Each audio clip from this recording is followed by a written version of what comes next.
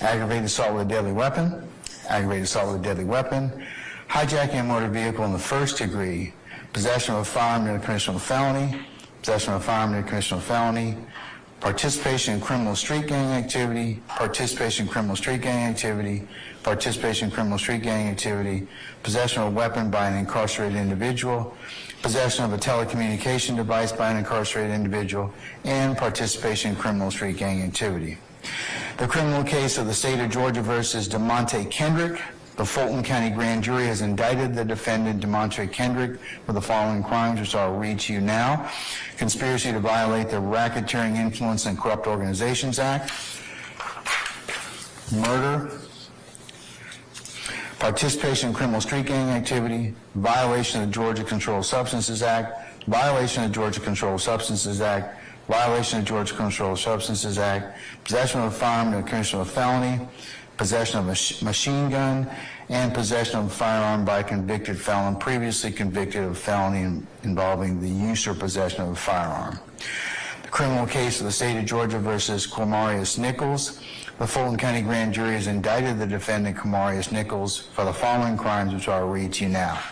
Conspiracy to violate the Racketeering, Influence, and Corrupt Organizations Act, murder, participation in criminal street gang activity, participation in criminal street gang activity, possession of a firearm by a convicted felon previously convicted of felony involving the use or possession of a firearm, possession of a firearm in a commission of a felony, and possession of a firearm by a convicted felon previously convicted of felony involving the use or possession of a firearm.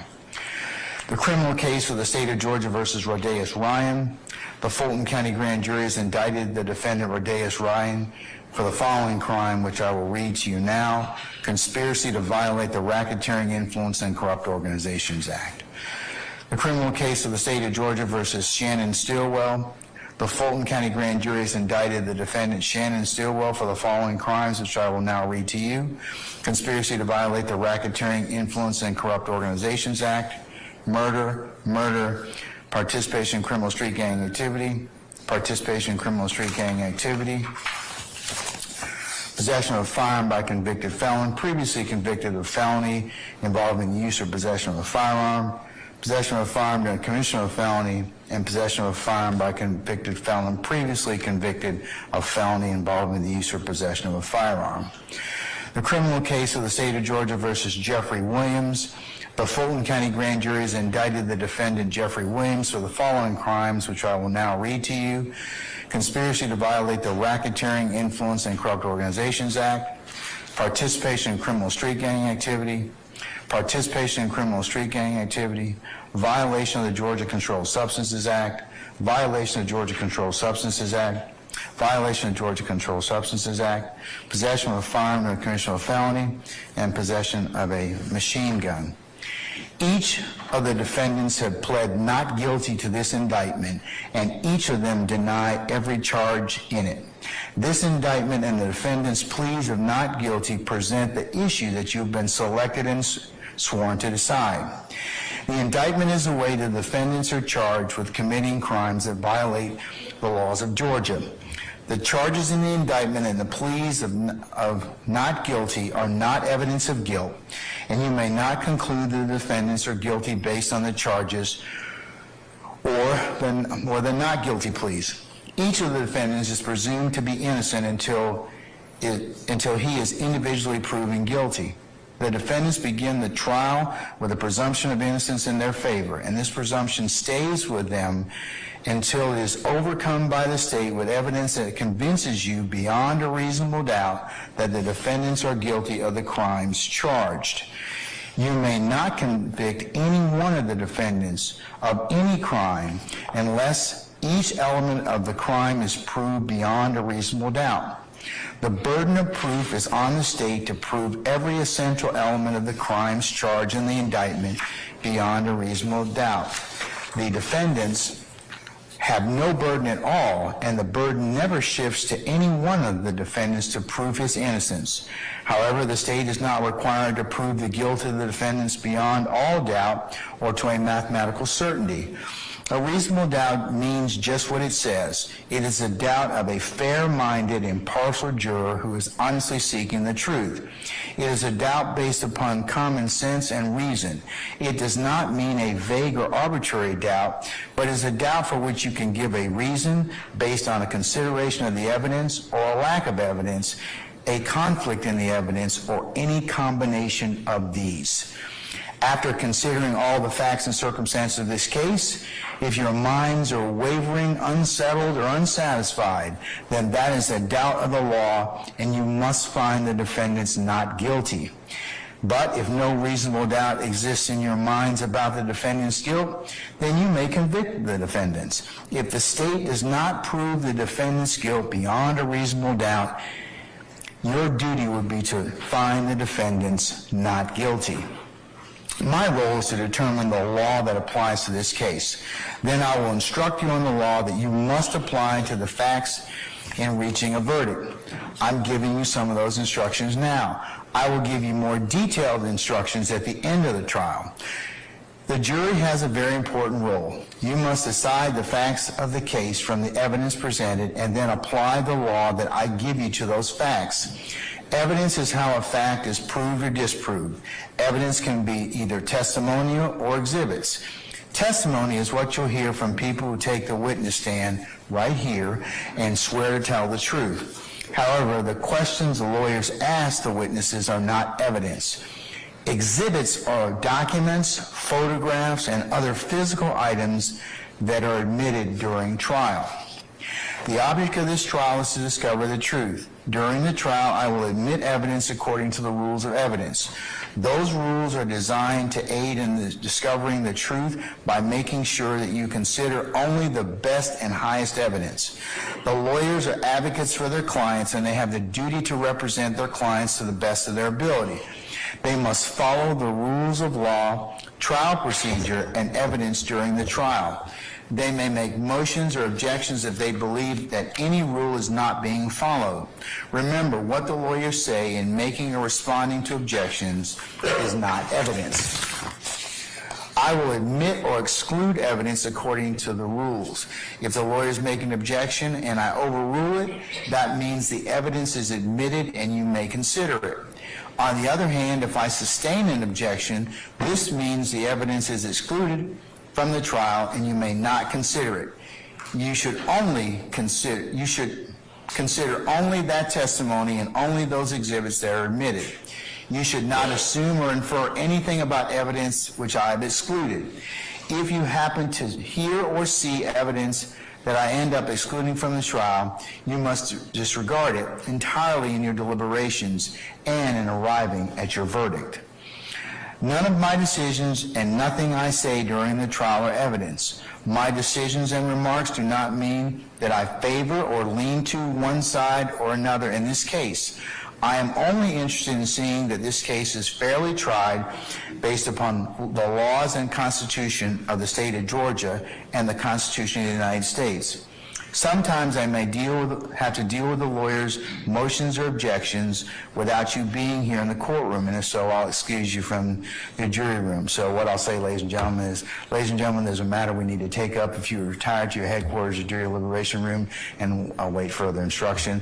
That's my most artful way of telling you we need to take up something outside your presence and hearing, okay? I'll try and limit those interruptions, and I ask that you be patient when they do happen.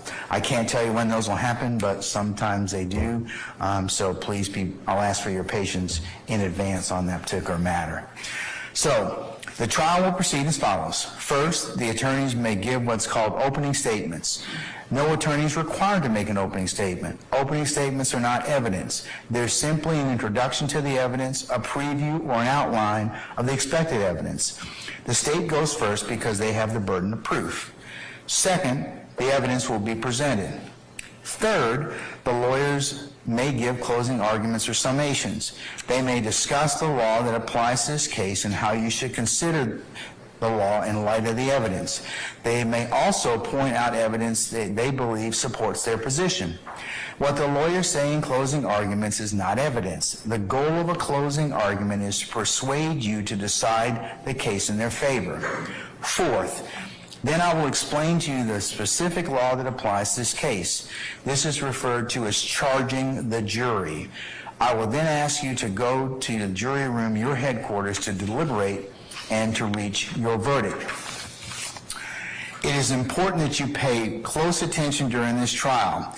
If at any time you cannot hear or see any evidence, or you're suffering from any discomfort that distracts you, please inform me or one of my deputies or my team, and we'll do whatever is needed to make sure you can hear and see the evidence and give it your undivided attention. If you need a break at any point in time, please raise your hand or alert one of our deputies. The jurors are not allowed to question witnesses. However, if you have a question you believe is important for your determination of facts, please write down your question, give it to one of the deputies, and I will determine whether or not it should be asked. If you have a question while the evidence is being presented, please keep in mind that you do not yet heard all of the evidence, and your question may be answered by the time the rest of the evidence has been presented. You should only consider evidence with you should consider the evidence with an open mind, and you should not reach any final conclusions until the trial is over. Do not jump to conclusions before all the evidence is presented. To maintain the integrity of the jury system, I'm going to remind you again, remember my ad nauseum admonitions? Okay, y'all shaking your heads like, okay, we're going to go through those one more time. I'm going to remind you that you must decide this case only based on the evidence admitted during the trial and the law I will explain to you. You may not conduct any research on your own about this case or about any people or places mentioned during the trial. You may not visit any places mentioned in the evidence. You may not refer to any books or documents that were not admitted during the trial. You may not use any dictionaries or other reference materials. You may not use Google or any other search engines or any other resource matters, the internet, websites, or blogs. You may not use any other electronic media to get information about this case. You should not use any of the sources to get any information about the legal terms or about the law. And finally, you may not listen to any accounts of this trial that may appear in the news media, whether it's online, in print, on the radio, on your cell phones, or any other smart devices that you may have, or any other mediums. Remember, you are the ones that have been qualified as fair and impartial jurors deciding this case. No other influence should affect your decision. For that reason, as I mentioned earlier, part of my admonitions, you may not discuss this case with anyone, including your family and friends, or let anyone discuss this case with you or around you or in your presence. This includes discussing or sharing information by email, text, blogging, or other form of social media until actual deliberations begin. That is, until after you've heard all the evidence, the lawyer's closing arguments, the law that applies to this case. You must not discuss the case even amongst yourselves in the jury room, during breaks, or elsewhere. Remember I told you, would it be a violation for you to sit back in your headquarters jury deliberation room after we take the first witness and say, hey, what do you think? Is that a violation? Yes. Come on now. We all got to kind of shake our heads. Yes. Would it be a violation for you to be, as you're walking lunch, to recap and discuss the case? Yes. What about you in the bathroom? Yes. That's creepy. Remember I told you about that before? Okay, all right. So we're not going to do that, all right? But what about going to the jury shuttle? Yeah, that'd be a violation as well, okay? What about if you're walking on onesies and twosies? All right, okay, and how did I tell you you're probably going to get caught if you violate my admonitions? You're going to tell on yourself, that's right. Or somebody's going to tell me that you've been on some particular site or some particular issue. You ought to really learn that. Okay, I'm proud of you. All right. But it's really important, ladies and gentlemen, because remember I told you, fair trial, just trial, lawful trial. So all of these things are really important in terms of the admonitions and how serious we are about you not being only hearing what's in this courtroom and only the cases presented to you. All right? So you've been given pencils and writing utensils and pads for your note-taking and use during this trial.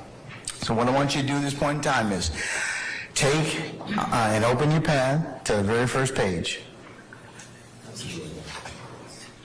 For those of you that have them, okay? For the rest of you, I'm going to get you a pad, all right?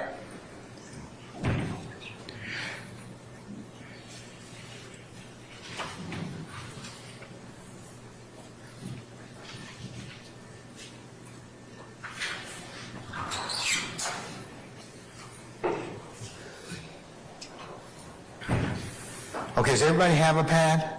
No. Okay.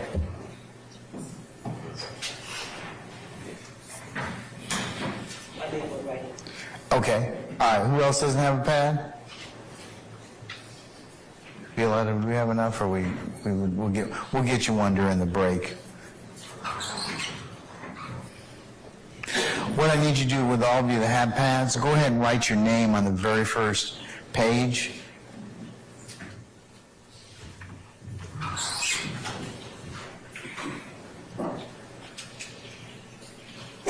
Okay, that's your pad, okay? So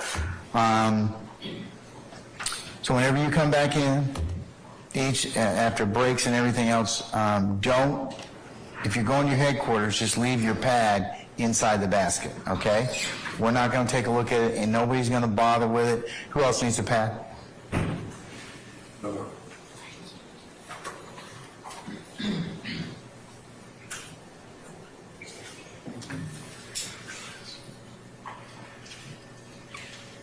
Okay, everybody got a writing utensil? Pen or pen or pencil? Okay, for those of you go ahead and who just got pads, go ahead and write your name on the very first page, inside cover. Just go ahead and write your name on it. And believe me, we have more pads, so if you get, by the time the trial ends, if you need another pad, we'll give you another one, okay? So, but leave them in your headquarters when you have breaks and go outside and for the end of the day. Just put them in there, take another juror sticker out, and that'll be kind of your way to kind of just trade and make sure, don't take them home with you. Then the next morning, you can find your pad and you can kind of just be prepared to take notes, okay? So I'm going to tell you that again, just leave your pads as you have breaks and everything else in your headquarters. At the end of the day, like I said before, we will secure your notes. That'll probably be Miss Umano's job, and we'll just leave them in the basket, and we put the basket in your location, and then we bring the basket back down, so you all, when you come back tomorrow morning, or whatever morning you come back, you'll have your notepad, all right? Now, but please keep in mind, all right, you may take notes if you wish. If you do take notes, please do not let your note-taking distract you from paying full attention to all the evidence and the witnesses. You may not share or discuss your notes with anyone until you start deliberating at the end of the case, and I tell you how you're to begin your deliberative process. Notes are not evidence, they're only memory aids. They are not more important than your own impression or memory of what the evidence may have been. You may consider another juror's notes to refresh your memory. You should only rely on your own memory of the proceedings. Do not be influenced by the notes of other jurors unless their notes help you in determining your own independent memory. You must leave your notes in the jury room except when you are in the courtroom. They will be collected by the court and destroyed at the end after you finish your deliberations. Ladies and gentlemen, you will not get a transcript of any witness testimony, so please remember what they said on the witness stand in a way that works best for you, okay? Going to tell you a couple other administrative, or as I call, administeria. Ladies and gentlemen, I've tried a lot of jury cases, so some of the things I'm going to say to you are the result of debriefing a lot of other citizens. One of the questions I get on a routine basis is, Judge, what are you doing up here on the bench? All right? So I'm going to demystify that, and I'm going to tell you right now. So there won't be any question about what I'm doing, okay? All right. So as I told you earlier, I'm responsible for just about everything that goes on in this courtroom. So on the bench here, I do have a phone, and I can make certain phone calls I need to. These devices here, ladies and gentlemen, you're going to see us use them from time to time. They are audio devices that each pair of litigants has on their table to allow them to hear bench conferences, because I may have to take up things out that I told you outside your presence and hearing, but we may not want to put you out of the courtroom, so we may come up here, I cut my microphone off, and everybody using these devices is able to hear the bench conference that I'm having. Will you be able to hear a bench conference? No. That's not for you to hear. So, but these devices allow us to do that. So if you see people putting on these particular devices to talk, such as this, you'll know that that's what's going on, okay? All right.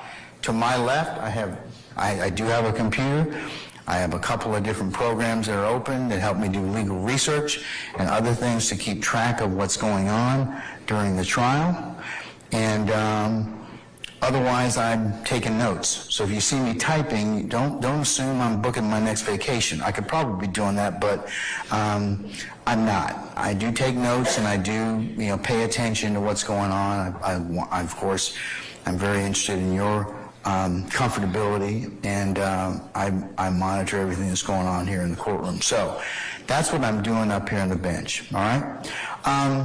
One other thing that you might hear behind me is this bell that starts jingling, all right? And if you hear a jingling sound like a bell, please don't think that I'm doing anything creepy up here, all right? I have a service dog behind me. His name is Jack. I think some of you may have seen him already. He lives the best life ever. He's pampered. He's really, and he is a Labrador Retriever. He's about almost 2.5, 3 years old at this point in time. So, but if you hear that bell, that's him moving around, all right? He doesn't bark. He rarely gets interested in what's going on, so he might come up here and look, but that's about it, all right? Don't bring him any food either, okay? All right? He is spoiled rotten, so please don't try and throw any food back here behind me or anything like that. He doesn't need anything else, okay? But if you hear that bell, hear that sound, that's what's going on behind me, and he'll get up when we have breaks and whatever else. So, but that's if you hear the bell, that's Jack. All right. Ladies and gentlemen, I think we're ready for the lawyers to begin their opening statements, and what we'll do is we'll probably go till probably about 12:15 or so, and then whatever we don't get done, we'll just continue on at that point in time when you all come back from lunch, okay? So at this point in time, counsels, I'm going to invoke the rule of sequestration as to both sides. So anybody who's going to give testimony in this case, if you please absent yourself from the courtroom, please don't discuss your testimony to anybody except the attorneys in this case. So at this point in time, does the state wish to make an opening statement? All right, go right ahead, madam. Your Honor, I would ask the court regarding certain members that we have spoken with the court about in terms of witnesses, whether they are allowed to remain within the courtroom. I believe the matter that we discussed, we won't be able to take up till Tuesday. So that person should probably be excluded. That person, if they're going to. But other than that, I think we've covered everybody else. Unless there's an exemption. Do you have an exemption to the sequestration? Your Honor, the family members of the victims themselves were the only ones that I was concerned. I'm not. There's no issue about sequestration as it applies to them. Thank you, Your Honor. All right. Excuse me, Judge. I have several objections to the court's opening charge. Would you either reserve those or... I'll reserve those. Thank you. Okay? All right. Your Honor, can I just make sure that all the witnesses are excused? Because I think there's been mixed messages sent by the attorneys, not by the court. Okay, all right. Okay. Your Honor, may I please approach the bench? Say again? May I please approach with the state? Yes, Ms. D. Williams.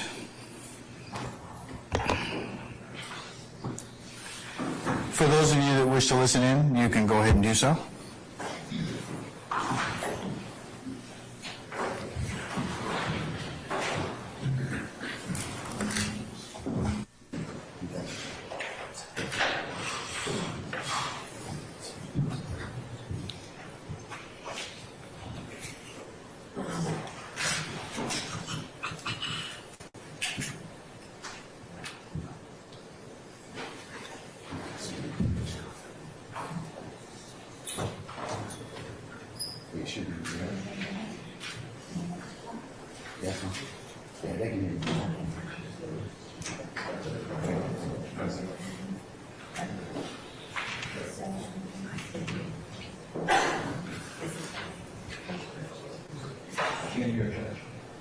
check everything out. You good? I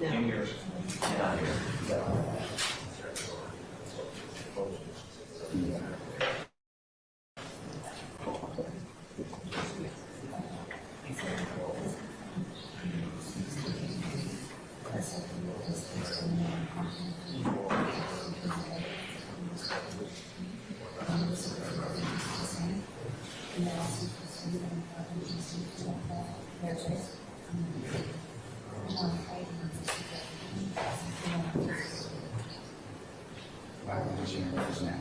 We could have taken this up like 45 minutes, an hour ago. I can't hear you.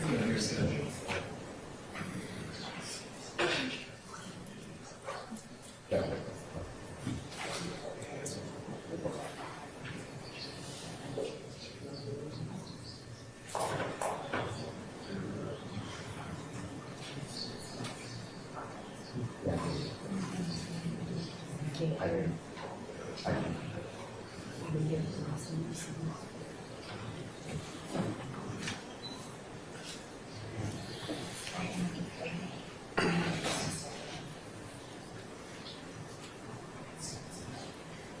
What's that?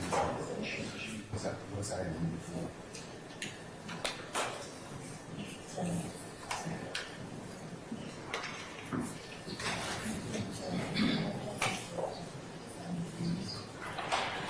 I'm sorry.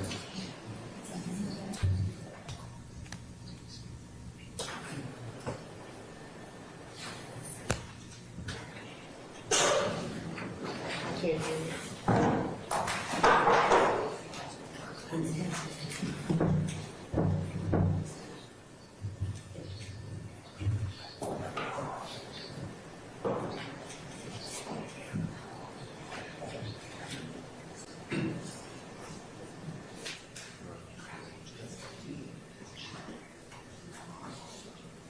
Okay, we can, I'm gonna switch, okay? Yeah. Okay? All right. I'll exclude that from motion, you're gonna tell me. Okay, all right.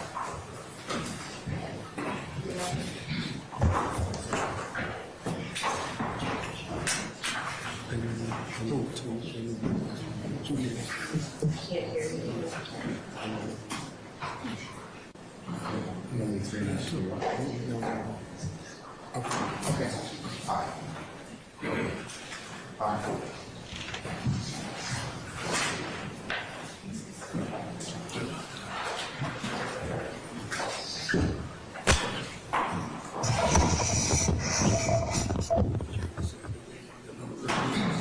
Yeah, what? No, they should have just. Everybody gets at least one. Who? No. No, they're not. They're not on camera, should they? Who? Then cut the camera off. Tell B11 to cut that camera off. Okay. Which camera is it? Witness. Witness.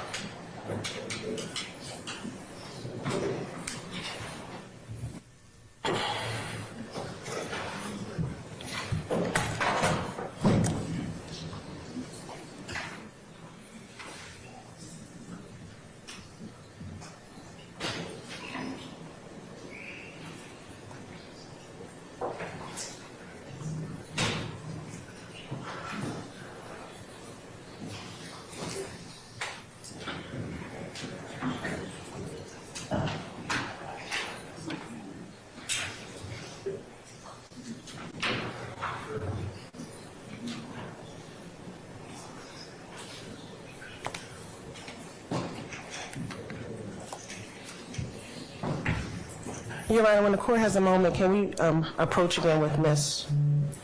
D. Williams?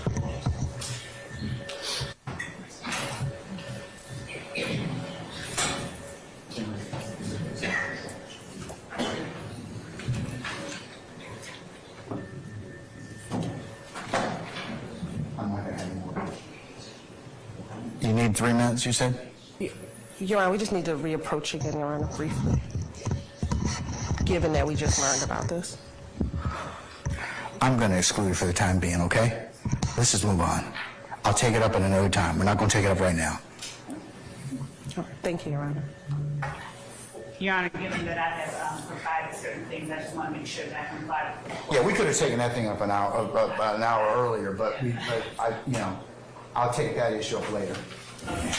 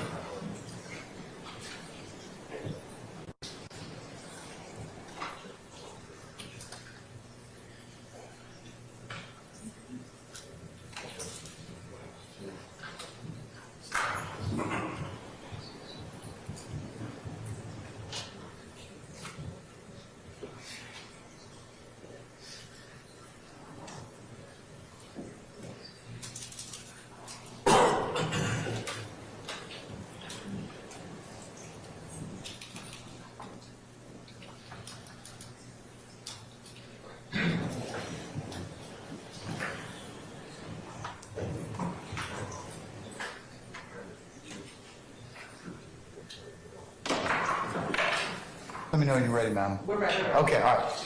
All right, if you wish to make an opening statement at this point in time, please go ahead. All right.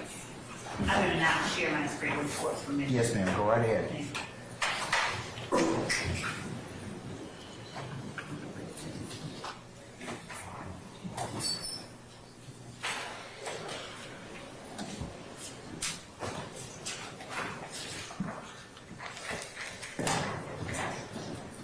Now, this is the law of the jungle, as old and as true as the sky. And the wolf that shall keep it may prosper, but the wolf that shall break it must die. As the creeper that girdles the tree trunk, the law running forward and back. For the strength of the pack is the wolf, and the strength of the wolf is the pack.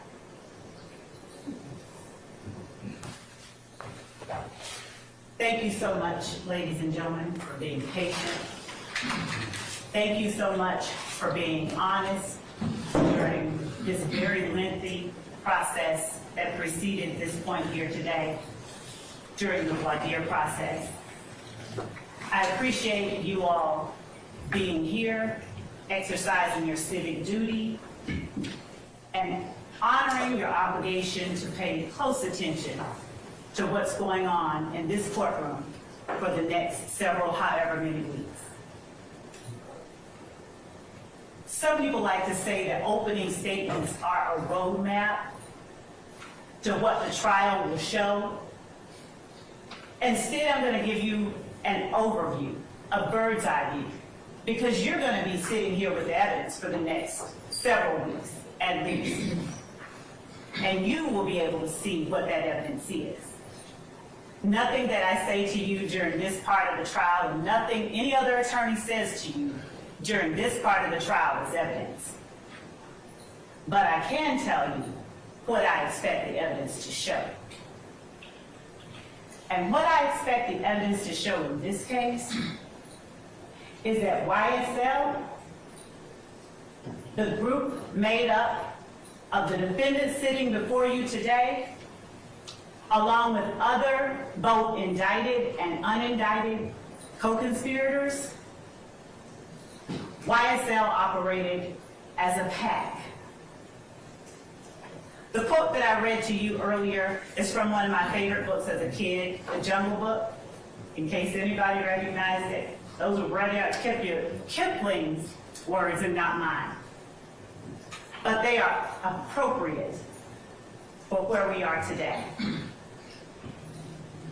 For 10 years and counting, the group calling itself Young Slime Life dominated the Cleveland Avenue community of Fulton County. They created a crater in the middle of Fulton County's Cleveland Avenue community that sucked in the youth, the innocence, and even the lives of some of its youngest members. Now, the evidence is going to show that this group started out as a group called Rock Crew. And Rock Crew stands for Raised on Cleveland. The evidence is going to show you that Rock Crew, in fact, is a criminal street gang. It's not the kind y'all are used to. If you're more familiar with the national gangs, such as the Bloods and the Crips that operate in LA or in Chicago.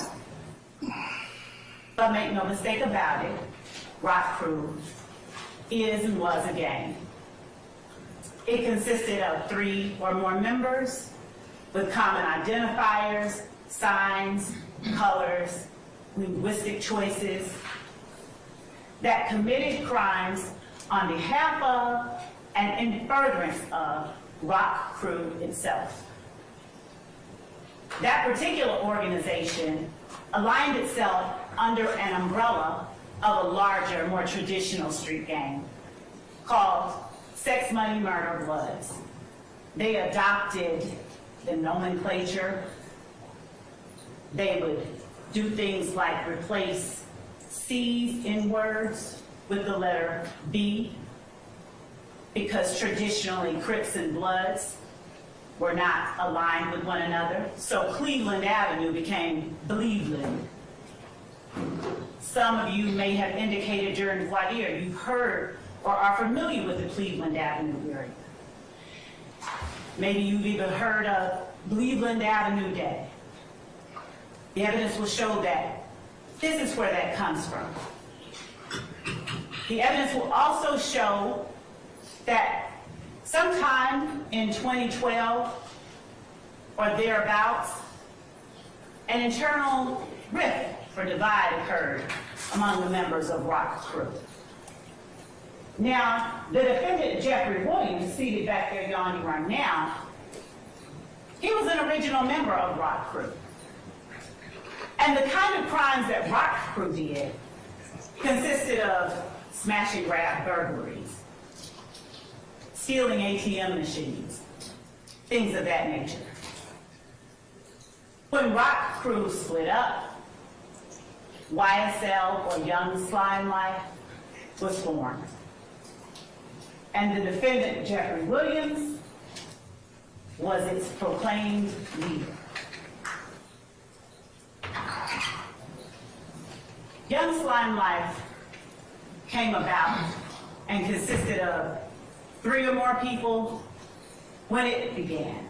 3 or more people who were willing to and who did commit criminal street gang activity, that is crimes, that were intended to further the purposes and advance the directives of YSL itself. Now, there will be no evidence of a written contract or anything like that. You won't see bylaws of YSL, because this was a group of people associated in fact, who used common identifiers, common names, common colors, common symbols to communicate with one another and to express themselves to the rest of the world. So YSL, as the evidence will show, they didn't move individually. The members and associates of YSL, they moved like a pack, with the defendant Jeffrey Williams as its head.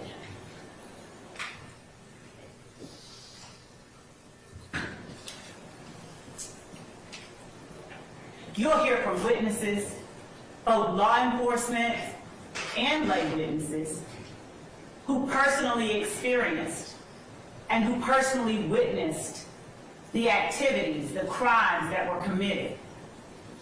You will hear from law enforcement officers like Kimberly Underwood and Tyrone Dennis, whose main goal wasn't to go out in the streets and lock up people who looked like them.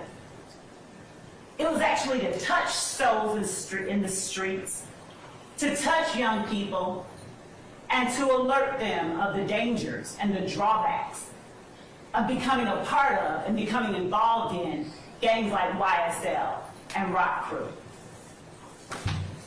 You'll hear about conversations with educators.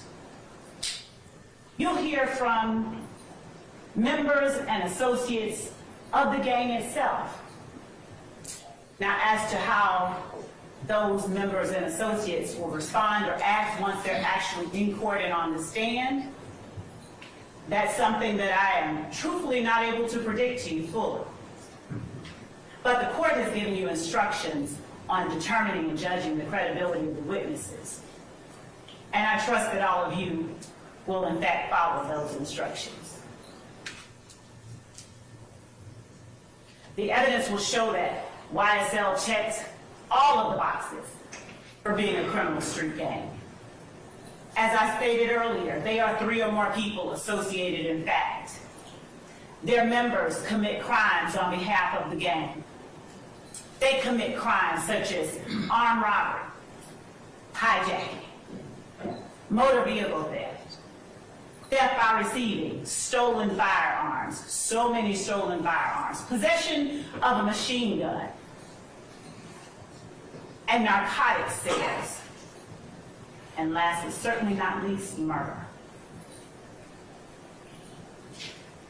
What you will not hear any evidence of is that the defendants were not involved in a criminal street gang. You will not hear any evidence that they did not commit crimes on behalf of YSL. And as I stated to you earlier, what I'm saying to you now, this is not... Let me object to that statement, please, as burden shifting. Object basis? Burden shifting, and under Parker versus the state at 277, Why don't we take that up then? 39. I'll note your objection. I'm sustaining the objection. Why don't you rephrase, madam? Yes, Your Honor. Just rephrase it.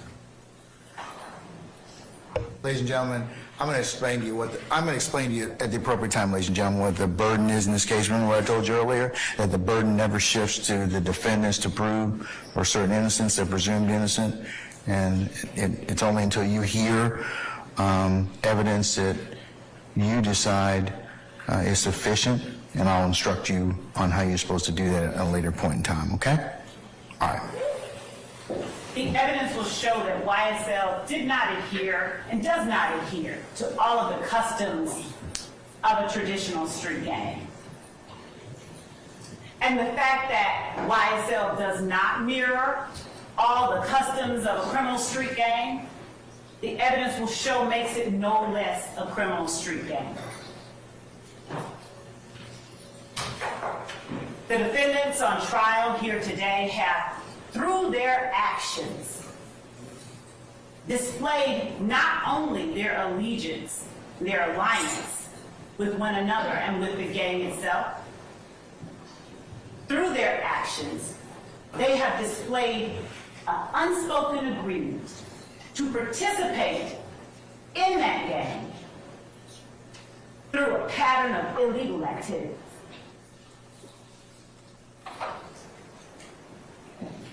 And again, the head of this gang is seated in this courtroom too.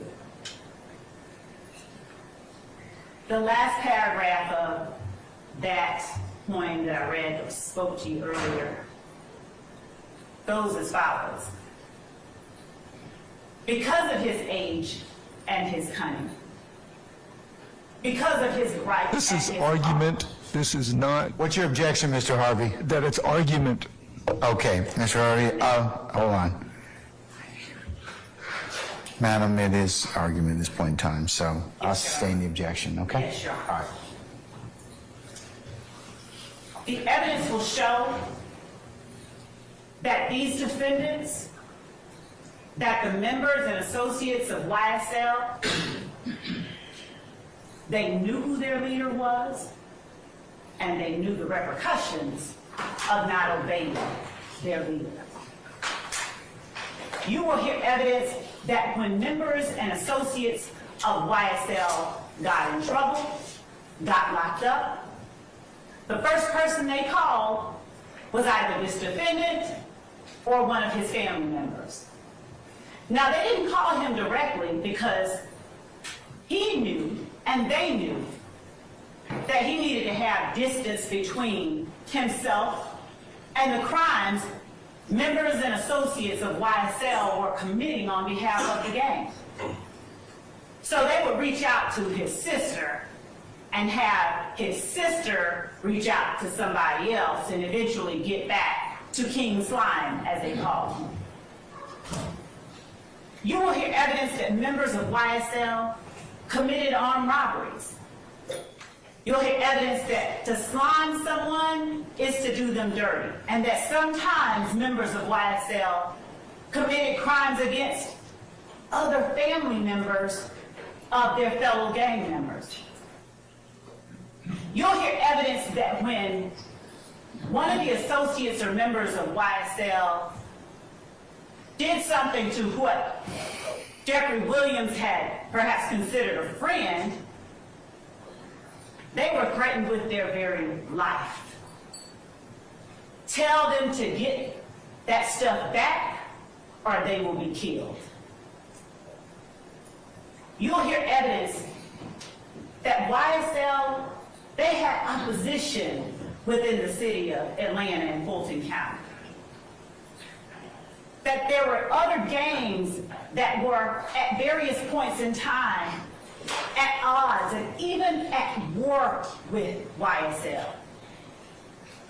One of those gangs was known as the IF gang, IF, Inglewood Family. You'll hear experts come in here and tell you more about how the Inglewood family Bloods in any way made its way down to Fulton County. You will also hear evidence about how one of the members, one of the beloved, of whom YSL considered an opposition group, was gunned down Donovan Thomas on January the 1st, 2015. January the 10th, my apologies, 2015. Gunned down, openly and notoriously. Because the evidence will show that part of the reasons that criminal street gangs operate the way that they do is to establish dominance and to establish control and to establish fear. You're going to hear that this gang stole at least 3 lives from this community over the last 10 years. At least 3 that are referenced in this indictment. You'll find that as a result of this gang's activities, a young woman who had nothing to do with either YSL or any of their opposition was gunned down by people trying to get back at YSL for what they did. You'll hear evidence that after the murder of Donovan Thomas, no less than 50 shootings occurred over the course of the next several months. You'll hear evidence that hundreds of bullets were fired into cars, into homes, and into people as a result of the rift Young's Limelight had with other people in the community. So what are they accused of, and what are you here for today? The judge read the 4-hour-long indictment to you 12 months ago. He didn't read it to you again today, but he generally gave you what each defendant is being charged with and what the state has the burden of proving beyond a reasonable doubt as it relates to each defendant. But just to broadly touch on those, the crimes that the state will be proving to you over the next several weeks include conspiracy to violate the Racketeer Influence and Corrupt Organizations Act. That is an absolute mouthful. So we'll just say RICO. There's no substantive allegation of RICO violations here. And by that I mean there's a difference. Here the state is alleging that these defendants, they had an agreement, unspoken, but no less an agreement, to obtain property, things of value, cell phones, cars, stolen guns, through a pattern of illegal activity. The evidence will show that it's sort of like if 2 people said, okay, you know what, we're gonna go toilet paper our dean of admissions house. And they sat there thinking and talking about it, and someone overheard them and reported them to the police. And the police came and said, okay, I'm gonna arrest you all for conspiracy, for planning to go and do this. The evidence will show that it's not enough that they were planning to do it. Somebody has to do at least one thing in order for those 2 people to be found guilty of conspiracy. So say one of you goes and says, let me go get the toilet paper now. Then y'all are in trouble. That's what we have here, and that's what the evidence is going to show. There was an agreement among the members of YSL to obtain property and things of value through a pattern of illegal activity. And it is their actions over the course of the last 10 years. It did not stop, by the way, in 2015. It didn't stop at all. It continued up through and even into 2023, after this case was indicted, as the evidence will show. But their actions are what the state will be looking to you to evaluate and determine, does this action show that they are agreeing to participate in this organization, this enterprise, through racketeering activity? You'll see evidence, as I stated, of not just drug sales, trap houses, drug houses, whole houses out of which drug sales were conducted, where they held long-arm guns by the door, where they stood ready to act on command if either one of their number called.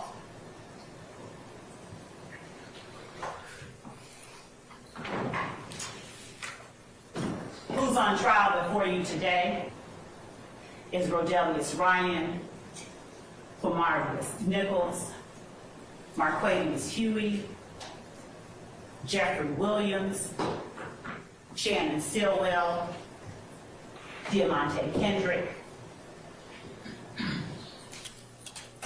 And their actions during the dates that are listed in this indictment are what we are asking that you pay close attention to and you evaluate. Your Honor. It- You have an objection? Yes, sir. Basis? For the motion.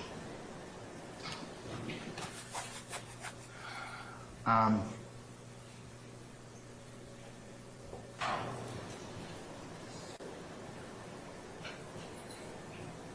right.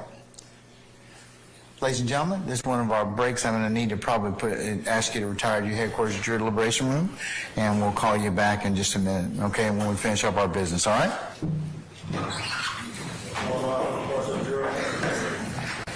Remember the court's admonitions, ladies and gentlemen.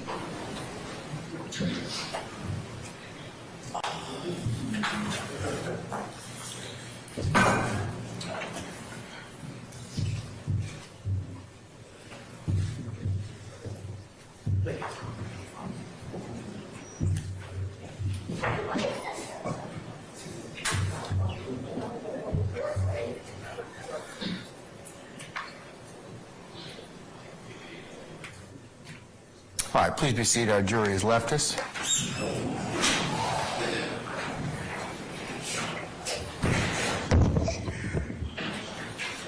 All right, Mr. Steele, what's your motion, sir?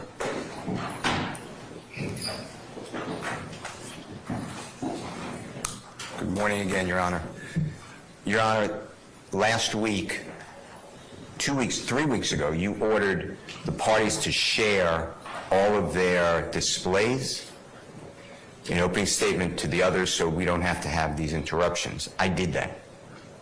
The state shared with me 4 attachments. That's all they had. That's what I got. What you just saw on your screen, if you don't remember, I'll ask the state to put it up, and I asked for it to be marked as exhibit, is what you already excluded. It states that Mr. Ryan was convicted of murder, and I represent the co-defendant who's not on trial on the appeal. How did that not get sent to me so I could bring it to this honorable court's attention, 1? And 2, how do we just violate court orders? So, yes, I have a serious motion for a mistrial because it's intentional misconduct. That's my motion. All right. And I'd like the screenshot to be captured for Mr. Weaver to put in the record. I'll admit it is next court exhibit in order of the state's presentation anyway, so. All right, so that'll be court 1 for purposes of the trial. So, Ms. Love, what's your response to Mr. Steele's assertion about Mr. Ryan? As it relates to Mr. Ryan and the exhibits that the state intended to play and to display for the jury, I sent to Mr. Steele and everyone else the pictures and the photographs that I expected to use. As it relates to the slide to which Mr. Steele is now referring regarding his representation on appeal, I'm not certain if the objection goes to the fact that there was the conviction, because that's part of the indictment and that's part of the evidence that the state expects will show. or if it's as to his objection about the fact that he represents Mr. Ryan or Mr. Blaylock on appeal. Don't represent Mr. Ryan. Mr. Blaylock, then. Excuse me. I would never said this, ever. That's it. So what's your objection based upon, Mr. Steele?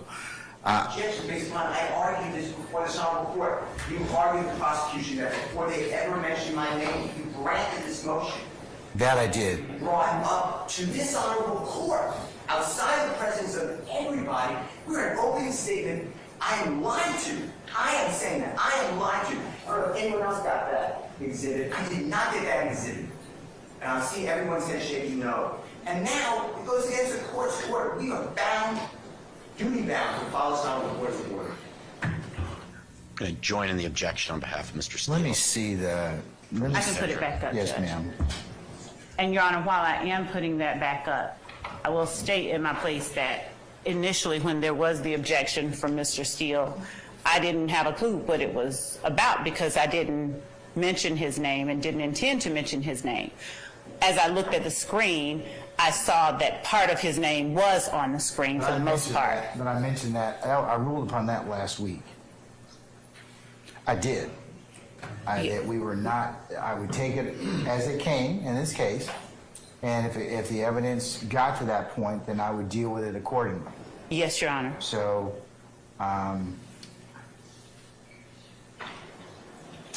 And Your Honor, as to Mr. Steele's motion, as I'm pulling this up, the state would vehemently object to a mistrial and ask for a curative instruction and a reminder to the court, to the jury, that nothing that the lawyers say is evidence in this case.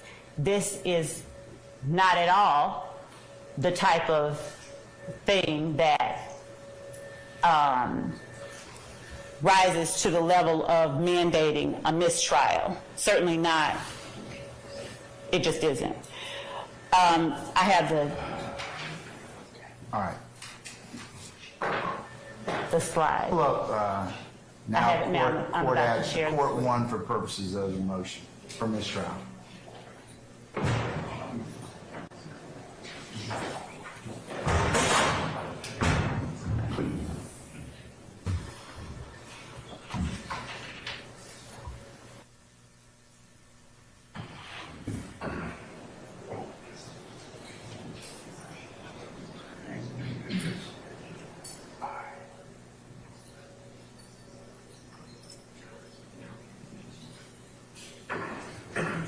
All right.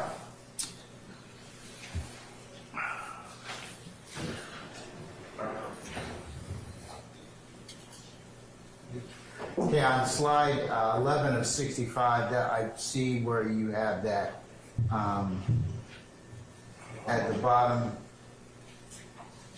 represented by Brian Steele. So we can leave that for the time being. Leave it for the time being because it is what was it was up. I'm going to deny the motion for mistrial, Mr. Steele, but I will go ahead and give a curative instruction to our jurors at this point in time.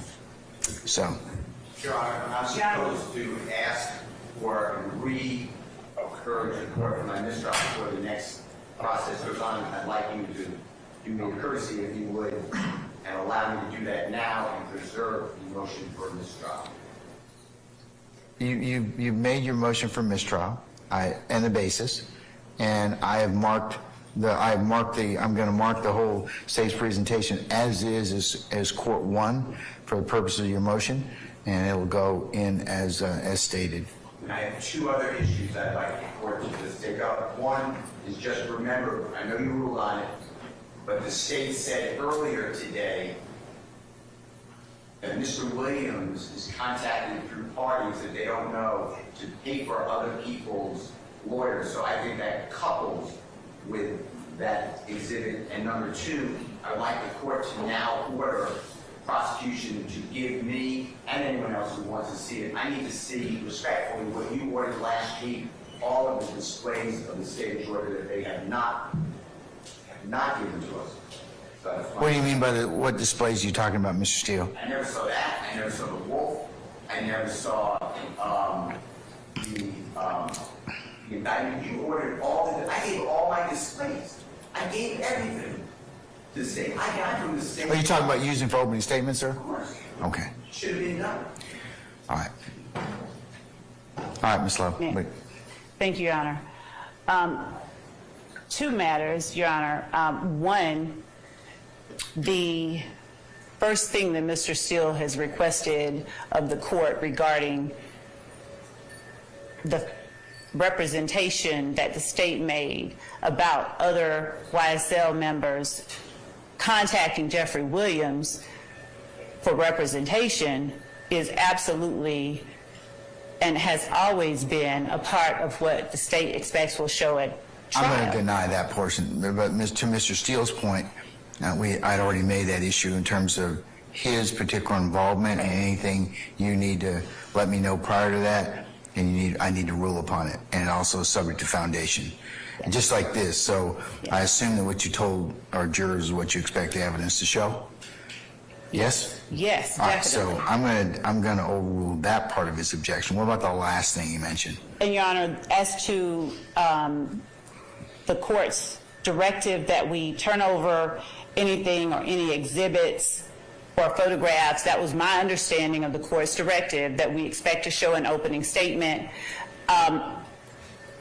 As a matter of course, I can again reiterate the fact that it was an inadvertent omission to leave Mr. Steele, at least part of his name, on here. I got that, but he's talking about, is there anything else you're going to use in opening you haven't shown to defense counsel? I He's don't telling mind us, sharing. well, I said that. I told you to do that a week ago. Your Honor, thank Because you for that. here's what I told you was going to happen.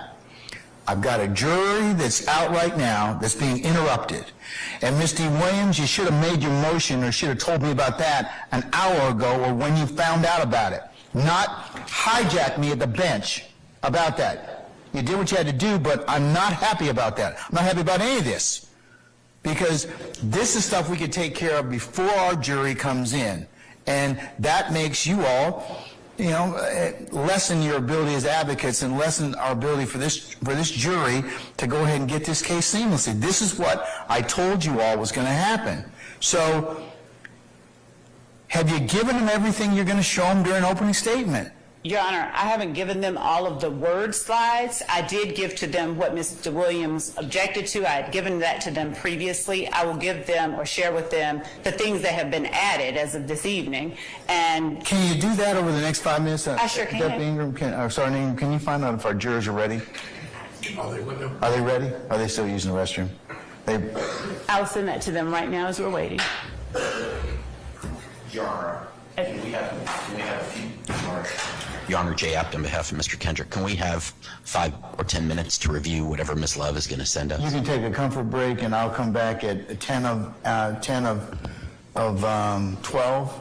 And like I said, whatever we don't finish before 12:15, we'll pick up after lunch. Okay? Thank you, Your Honor. Who's talking? Max Sharp. Yes, Mr. Sharp. On behalf of Mr. Stillwell. We've been operating pretrial with the Harvey rule. I want to make sure that the record is clear that we join Mr. Steele in his motion for mistrial, and if Your Honor... I'll apply the Harvey rule unless you tell me otherwise. Okay? And that will apply throughout trial? Yes. Okay, thank you. Unless you tell me otherwise. Okay? All right. Thank you. All right, we're going to be in recess about 10 minutes, all right? Your Honor, what I'm going to do before sitting is I'm going to actually do a search for the first 4 letters of Mr. Steele's name and make sure that I didn't need anything else in there. So before I do that, I'm going to send that. I'll make that search.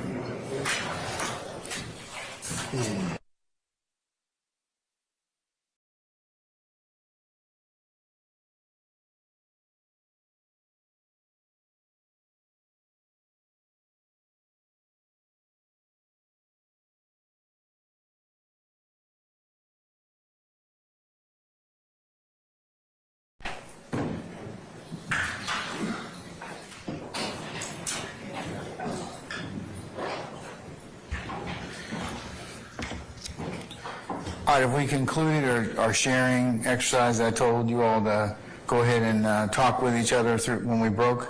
I did share, Your Honor, as All right. well, if I may, Your Honor. Yes, ma'am.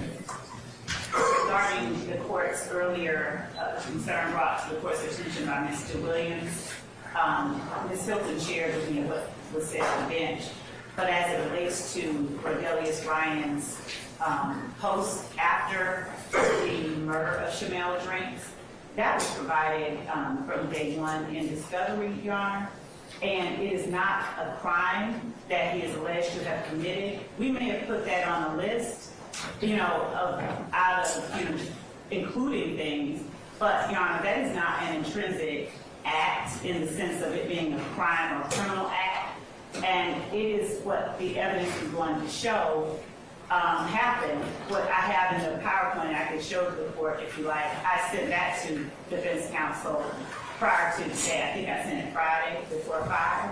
But what I have said is that on the day that Shamel Drinks was, I'm sorry, Jamari Holmes, my apologies to the court and to the family members here. What I said was that on the date that Mr. Holmes was gunned down, 12 hours after that murder, Mr. Ryan posted on his Instagram account, "I bet YSL makes the news." And what I endeavored to say to the jury, that the evidence will show is just that they were advertising and representing and boasting on behalf of the gang itself immediately after the murder occurred. And these are elements that the court, I believe, will hear from detectives and evidence. These are the things that the courts have said jurors and the courts should look to in determining whether something is done in furtherance of a gang. And so I would ask the court, I didn't take it out as the court instructed. I would ask that the court allow me to make reference to it. And thank you, Your Honor, for your time. All right, Mr. Williams. Oh, sit down, Mr. Adams. You can just wait a minute. All right, Mr. Williams. What's your response, madam? That the court already ruled on that, saying that you would bring it up as it comes forth. You stated that they couldn't use it in the opening, and I would just ask that the court use their instruction and make the state follow the instruction that the court already gave. Okay, but it may not be what I think that Ms. Love is saying, Mr. Williams, is that the evidence may not necessarily be intrinsic. It might be for another purpose. It's what they expect the evidence to show. So, but here's the issue that kind of I'm disappointed as the court. You all could, we've had months and months and months. We could have taken this up before. I could have made it very clear. I don't need to take it up right on the eve of our jury sitting in the box. That's what I'm kind of more annoyed with than anything else. If you had clarity or wanted to seek clarity on that, I'm more than happy to rule on it, but I needed to go ahead and have some ability to do so. So I don't think it's intrinsic. It may be for other purposes, and I'll let the state reference that if they have a good faith basis to, that if they believe that's what the evidence will show. Okay? They put it in their motion as... Say again, madam? I'm sorry. They put it in their motion as intrinsic evidence, though. So they shouldn't have put it in their motion if they were going to... Yes, ma'am, I would probably agree with you, but did I ever rule on that issue? You said that you would do it later as it came Okay, up. well, here's the thing. Later is now. I got a jury in the box, so you could have asked me that an hour. I mean, we had time this morning. I could have gone through that this morning and made clarity on it for both sides. But do you have any other basis for the ruling? I mean, for my ruling, madam, any other argument? No, just I wish that the court would just follow their own instruction. Well, I'll follow my instructions when you all bring to my attention what you need to in a timely manner, okay? And give me the full breadth of, so I can rule upon it accordingly. That's what I'd like you all to do. Well, they also have slide 45. They have my client's name on there as gunning down a 23-year-old, Shymel Drinks. And my client has nothing to do with that. That was another area I'm going to correct. Thank you. But I didn't get that Ms. slide Love says presentation Ms. earlier. Love says she is going to remedy that and exclude it. Thank you, Your Honor. Okay, all right. Now, Mr. App, what is it you want to tell me? I am so sorry, Your Honor. But thank you for allowing me to speak. I do have an objection, Judge. So, Ms. What's your Love objection specifically, sir? attempted to email us during the break the PowerPoint slides that she is using in opening. I could not open the attachment. I brought that to the attention of her co-counsels and staff, and Mr. Matthews was able to open it, and I looked over his shoulder and was able to see some of it. There are at least a dozen more slides that were never turned over to us, even though the court instructed us to share it with the state and for the state to share with us prior to opening any exhibits for opening argument. And so, I mean, these are all new to us, and I would just ask that the ones that she did not share, she shared 4, that the ones that she did not share be excluded. I'm objecting because the court ordered for us to share these. She did not. Clearly, she did it intentionally. There's also apparently factual errors in them. I would ask that any slides that haven't already been shown to the jury and that she did not disclose be excluded from her opening argument. Yes, ma'am, and then I'll go on to the next person. Thank you, Judge. Yes. Your Honor, I did not send only 4 slides or attachments. I sent to counsel for the defendants the photographs, the evidence that I intended to put into the opening PowerPoint. As far as the state's theory of the case and theme of the case and the words that I wrote, those are things that were being developed, ongoing, and I did not understand the court's directive to me that we needed to turn over the words we would be speaking. As far as these photographs go, Judge, I said to them, if they can, actually, I sent them to them. So there are some, I have only about, Your Honor, there are dumb over. Hold on, wait, let her finish, and then I'll let you respond, Mr. App. so all of these slides that involve Christian Eppinger, I sent to them. And other than the slides involving Christian Eppinger, there is a slide of the vehicle that Donovan Thomas drove on the day he was gunned down. It's the back of the vehicle with the placards of showing the bullet defects. That will be shown. There's no one that has made any objection to that evidence being introduced at trial. Nothing that I have put in the PowerPoint includes anything that has been objected to as being admissible at trial. And I believe that, I'm not certain if Mr. App thinks that we only served 4. I don't know if he had trouble opening it up, but we served, I think all of them, if not the great majority of them, because I don't have that many. I don't even have 20 photographs in this PowerPoint. So everything, and I can show the court, I would share it if I did not, with the court as well. But these photographs, I have a picture of Donovan Thomas in life. I have a picture of the barbershop where he was gunned down. I have a picture of the back of Donovan Thomas's Tahoe. I have a picture of Donovan Thomas's headshot. At the time of the autopsy, no cutting, no nothing, just his face with the number. I have a picture of, as I stated earlier, Your Honor, the truck with the defects noted, and then I have pictures of Christian Eppinger, all of which were provided, and that's the extent of it. The majority of the slides have my words, my work product on them. All right, Mr. App, before I go ahead and respond. Your Honor, no one's suggesting that she had to turn over the text of her opening argument. But if she's going to show a PowerPoint to the jury, that is what the court instructed us to share. We're visual exhibits, and that's what she's doing. She's placing it up on a screen for the jury to see. And whether that's her own words as part of her opening as a PowerPoint, or it's just demonstrative. She could have shared it, and she didn't, and she did it. And she's suggesting now to the court as a work in progress that she hasn't worked on her opening statement until this past weekend. I don't believe that. I think if that's the case, then she's just lying to the court. But if that's not, if it's not the case, and she didn't mean to mislead the court just now, then she could have and should have shared those PowerPoints. As to the photographs, those also could have been shared with prior to opening. If there's, and no one's suggesting they're not admissible at trial. If they're admissible, she can admit them at trial. But to show them to the jury now is part of our opening that violates this court's order that we were supposed to share our exhibits for opening prior to trial, which she did not do. So I think they should be excluded from the opening. And if she wants to introduce them later as evidence during the course of the case, then so be it. But I think there is good grounds for this court to, and you know, Your Honor got upset because these issues could have been handled. They didn't have to wait until now. This is wasting time while the jury's waiting. Your Honor's right.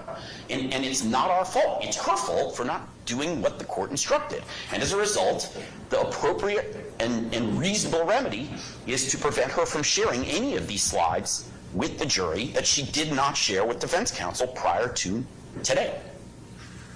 Whether they're evidence or whether they're text is part of her opening. All right, Mr. Matthews? Yes, Your Honor. Good morning to the court. I'd like to direct the state's attention to slide 15. In slide 15, the third bullet point, it references October 1st, 2020, in terms of that quote from the text message. In the indictment, Your Honor, if you look at Overt Act 102, that's where that particular quote comes from, Overt Act 102.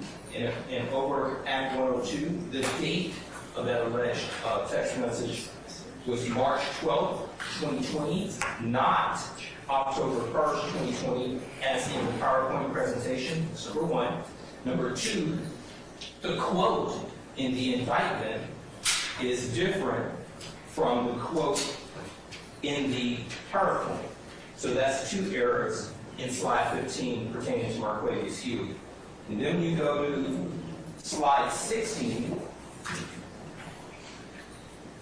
Slide 16 is an overt act that is alleged in the indictment as Overt Act 123.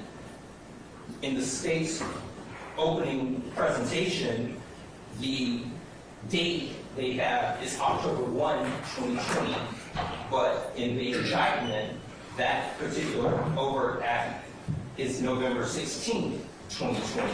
So that's a third error in the state's opening slide presentation. So those need to be corrected to mirror the indictment so that it's not misleading the jury and in fact giving wrong information to the jury judge. So I would ask that the state correct that, remove it, or correct it. All right, anybody else? Yes, Mr. Short. Your Honor, on behalf of Mr. Stillwell. Speak up, please. On behalf of Mr. Stillwell, slide number 47, it suggests that Mr. Stillwell is still committing crimes on behalf of the gang even after being indicted on these charges. We began to discuss intrinsic acts and other unindicted allegations last week, but we did not get through it. And my understanding was that anything that you had not ruled upon, we were not supposed to reference or discuss in opening statements. So those are clear references to unindicted charges that we did not get a ruling on its admissibility yet, and I would ask that that just be taken out of the presentation and no mention be made of those. Anybody else? Yes, Mr. Steele. Thank you, sir. If you would look at also number, I'm looking at it now, 48, 49, 53, 54, and 55. That's your prerogative. That's within your zone. That's law. Would the court allow Mr. Steele to repeat those slide numbers? Because what I think that he's referring to is something that I placed in here that the court said during its preliminary instructions to the jury. And it was regarding the court, as a matter of fact, it was the last thing that the court said. And all that I did was put on the slide, judge's law.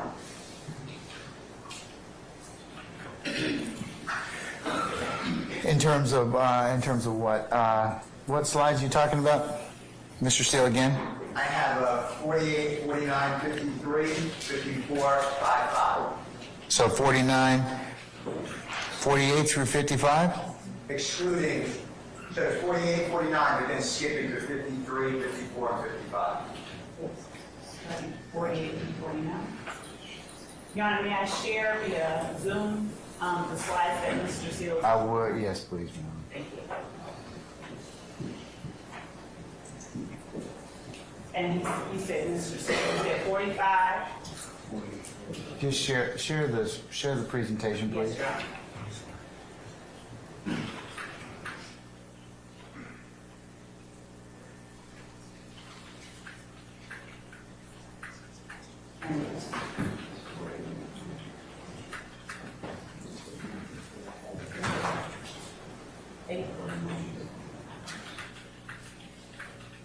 Okay, so Your Honor, I'm showing on the screen slide 48, which is the last thing that the court. Take notes. Yes, Your Honor. All right. And 49.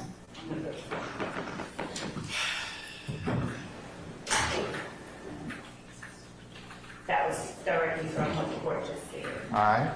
50. And 50, It's not 50, sir, 53. 53. Let's get down to 53. And 53 is what I expect the evidence is going to show. So I'm going to, in speaking to the jurors regarding the witnesses and the instructions that the court has given them, I'm going to say to them, some of them, as I've already alluded to, some of them may not be wanting to speak. Some of them, you're going to see evidence that some of them are afraid, some of them are embarrassed, some of them are intimidated, some of them don't remember, some of them don't want to remember. That's simply what the evidence will show. And Your Honor, what I'm asking that the jury does in listening to and considering the testimony of any such witnesses is as the court has already instructed, which is just to use your common sense because you alone decide who you believe. We're asking you to listen carefully, take notes, and pay attention. So there's nothing in that slide 53 that is in any way infringing on or entering into a lane that does not belong to the state. We are entitled and allowed to show and to state to the jury what the evidence will show. The way that I have decided to represent it in writing makes it no less so. Yeah, but it borders on argument at this point in time. So I can change it because I do expect that the evidence will show that some of the witnesses are afraid, some of the witnesses are embarrassed. So I can take out.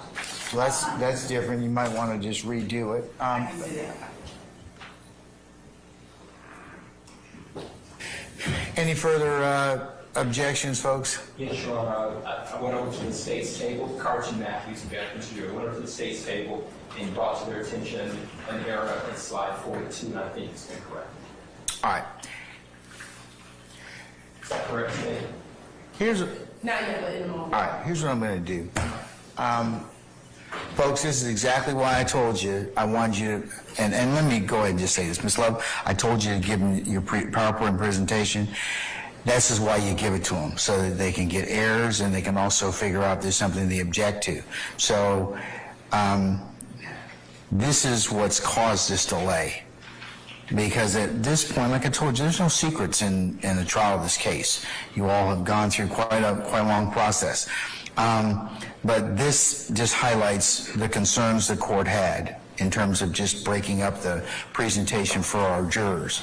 So what I'm going to do, ladies and gentlemen, I'm going to go ahead and call our jurors out. I'm going to go ahead and release them for lunch. I'm going to tell them they're going to be at lunch until 1:30.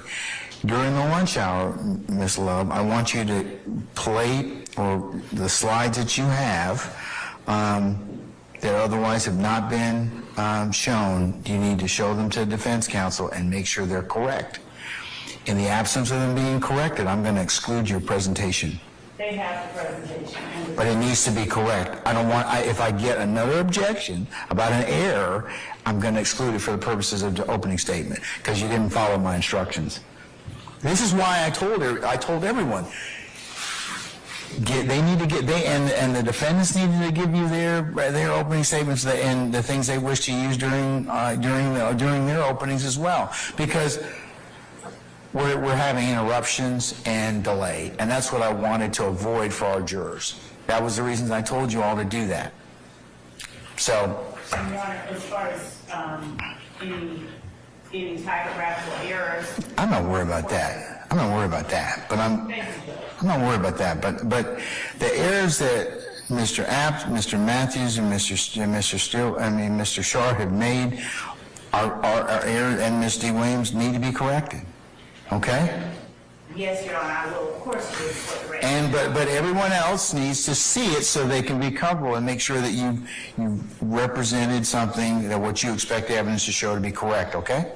Thank you, Judge. Will do. And, Your Honor, I also wanted to point out to the court that even if I misspoke, the court has already instructed the jury and will continue to instruct them that nothing I say is evidence, and if I misspeak or miswrite, But that's not the point. But that's not the point. I'm going to tell them that. But and I told them that already. But that's not the point. The point is so that we can have a smooth and orderly presentation of evidence. Okay? So, all right. Stephanie, Sergeant Ingram, can we go ahead and call for our jurors, please? Your Honor, will I call out also number 6-2? You can go ahead and take up that during the recess. Okay? Yes, sir. Thank you. All right. Good. Yes.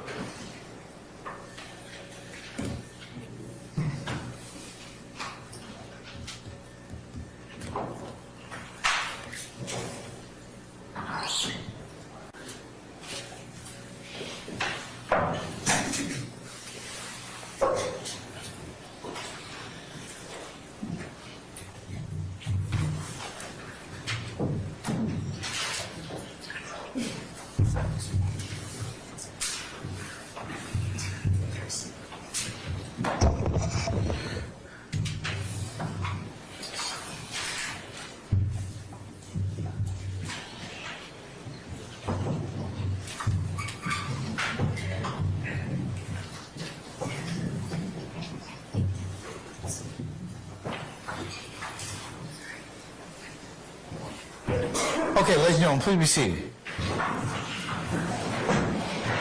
All right, members of the jury, we apologize profusely for the delay, but I got some good news. I'm going to send you lunch. How about that? The bad news is I'm not paying for it. So hopefully you all brought something or have made suitable plans consistent with the court's earlier suggestions to you. So what I'll do is at this point in time it's about 12:20, almost 12:25. I'm going to recess you until 1:45 to allow you to take comfort and take a big long stretch and get yourself something to eat. I would advise you from doing this a while, don't eat too much carbohydrate-laden food because you will fall asleep. And then I'll be looking at you and have to embarrass you. I don't want to do that. So I just ask you to take that nugget of consideration from somebody who's been doing this a while, all right? But remember my admonitions I told you. Remember when you go out, if you should decide to go out to eat lunch, remember you've got a time deadline you need to get back for, because we're going to try and call everybody out promptly around 1:45 or thereabouts, and go ahead and get started. Leave your notepads in your basket if you decide to go out there, and remember all the admonitions that I've given you thus far. They apply to you and continue to apply to you. All right, so unless you have any other inquiry of me, ladies and gentlemen, I'm going to bid you a good lunch, and we'll see you back at 1:45, okay? All right, all rise for the jury.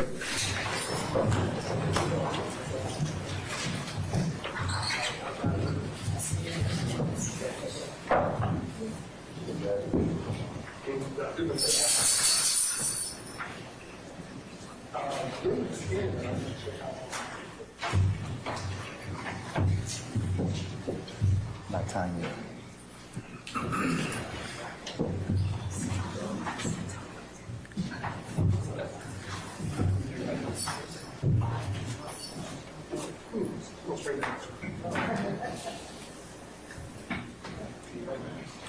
All right, ladies and gentlemen, please be seated. Our jury has left us. All right, so ladies and gentlemen, consistent with my earlier directions, go ahead and take a look at that, make those corrections, and I'll see everybody back for 1:45, and we'll go ahead and continue with opening statements at that point in time, okay? All right, we're in recess.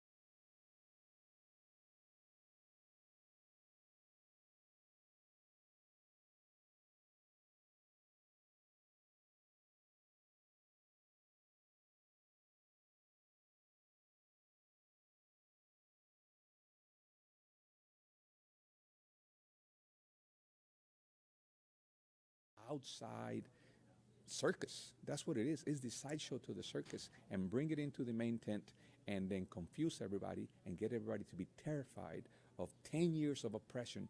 I think they said that Cleveland Avenue was under the control and dominion of YSL for 10 years. Well, that speaks more to the failure of the city of Atlanta to not be able to provide just the basic needs and services that the people that live in the great Cleveland Avenue area need. But I don't think they've shown, at least so far, that Mr. Williams or any other member of his rap group had anything to do with this conspiracy they claim they have so much evidence about. Yeah. So, you know, it's just day one, just opening statements that we've heard today. I mean, how long do you think we're going to be in this trial? Longer than I've known you, I think. This is going to go for a while. It might be a year. It might be a year, especially if it keeps going the way it's going, with the state not complying with very clear court orders. I mean, it doesn't get any clearer than this. Give your PowerPoint to the defense. You don't, that creates an issue. And sadly, the solution should be, okay, you didn't give it to them, you can't use it. But instead, they take a break, and the state gets a chance to now do what they were already ordered to do weeks ago. And so that's what the delays are causing. The state just not being prepared. They've had this case for months, and apparently during arguments today, they said, well, my opening was a work in progress. A work in progress? A year into the case and you still don't know what you're going to talk about? That's a problem. Yeah. So, you know, of course, one of the more newsworthy and controversial features of this trial is that the judge has ruled that prosecutors can use some of the rap lyrics as evidence. When do you think we're going to start hearing about the rap lyrics from the prosecution?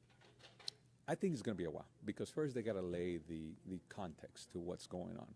First, they need to establish that an alleged crime actually happened. They need to prove that evidence. And then they're going to bring it in and say that, oh, these rap lyrics corroborate that, or they show that they're bragging about it. That's what they claim.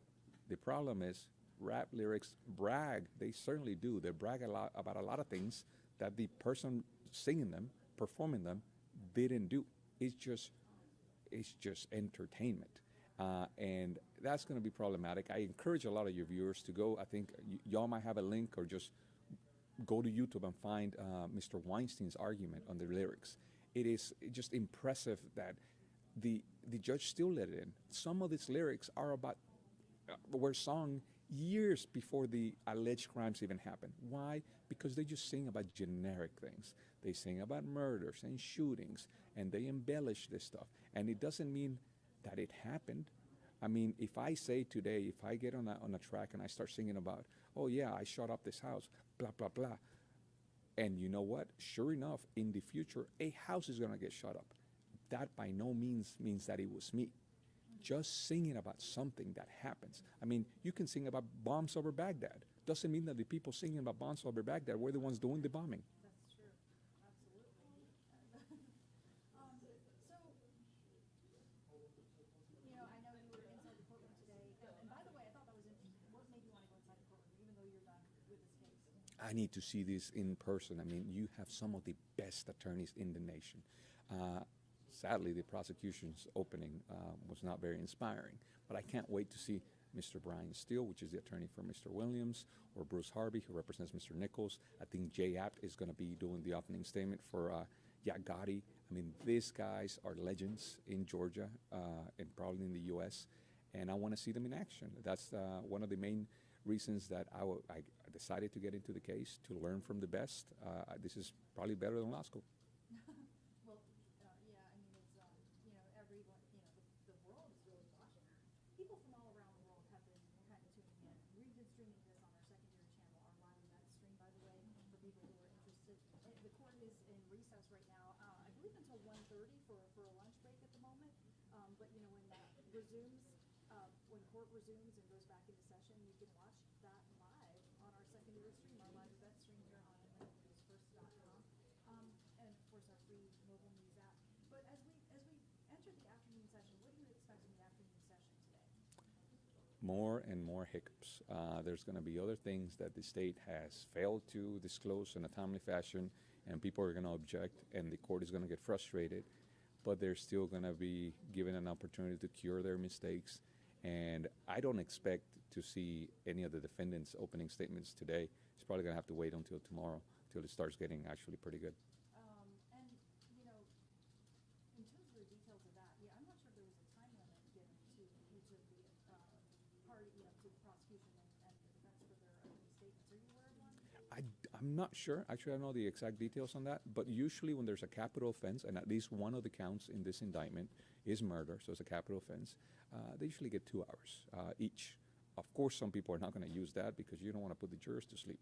I just want to show everyone, so if you look right on our homepage, you see the option to watch live opening statements in the Young Thugs trial now underway. If people want to check that out. Again, court resuming just in about 16 and a half minutes. I understand for the afternoon session, if people do want to watch that. Any final thoughts, sir, before we let you go? Well, this and other cases are kind of problematic right now in Georgia. There's a lot of attacks on the First Amendment. It's not only lyrics. We have the Cop City case, even the MAGA 19 case. You have to put some scrutiny on this type of cases when the government is prosecuting somebody because they don't like what people have to say. All right. Well, thanks for your input and your analysis as always. Attorney Surya Chata Jimenez doing this. And just a reminder again for our viewers, if you want to watch the Young Thug trial, or we should say alleged Rico, YSL, because here's the term thing. The term YSL is so problematic. YSL is an alleged gang. So if you want to watch the YSL trial, opening statements underway, resuming in about 15 minutes. You can watch it on the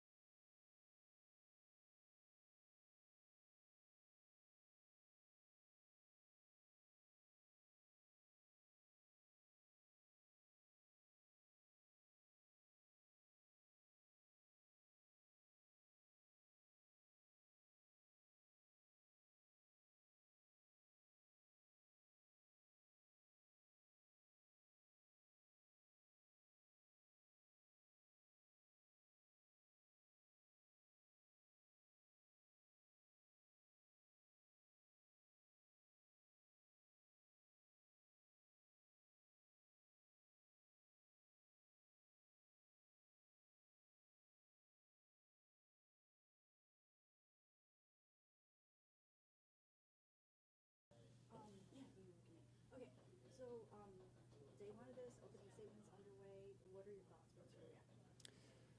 Today there was a call for mistrial. That was the one of the very first things that happened, and that's problematic because you're supposed to have seasoned prosecutors that should be very careful on what they present at opening statements.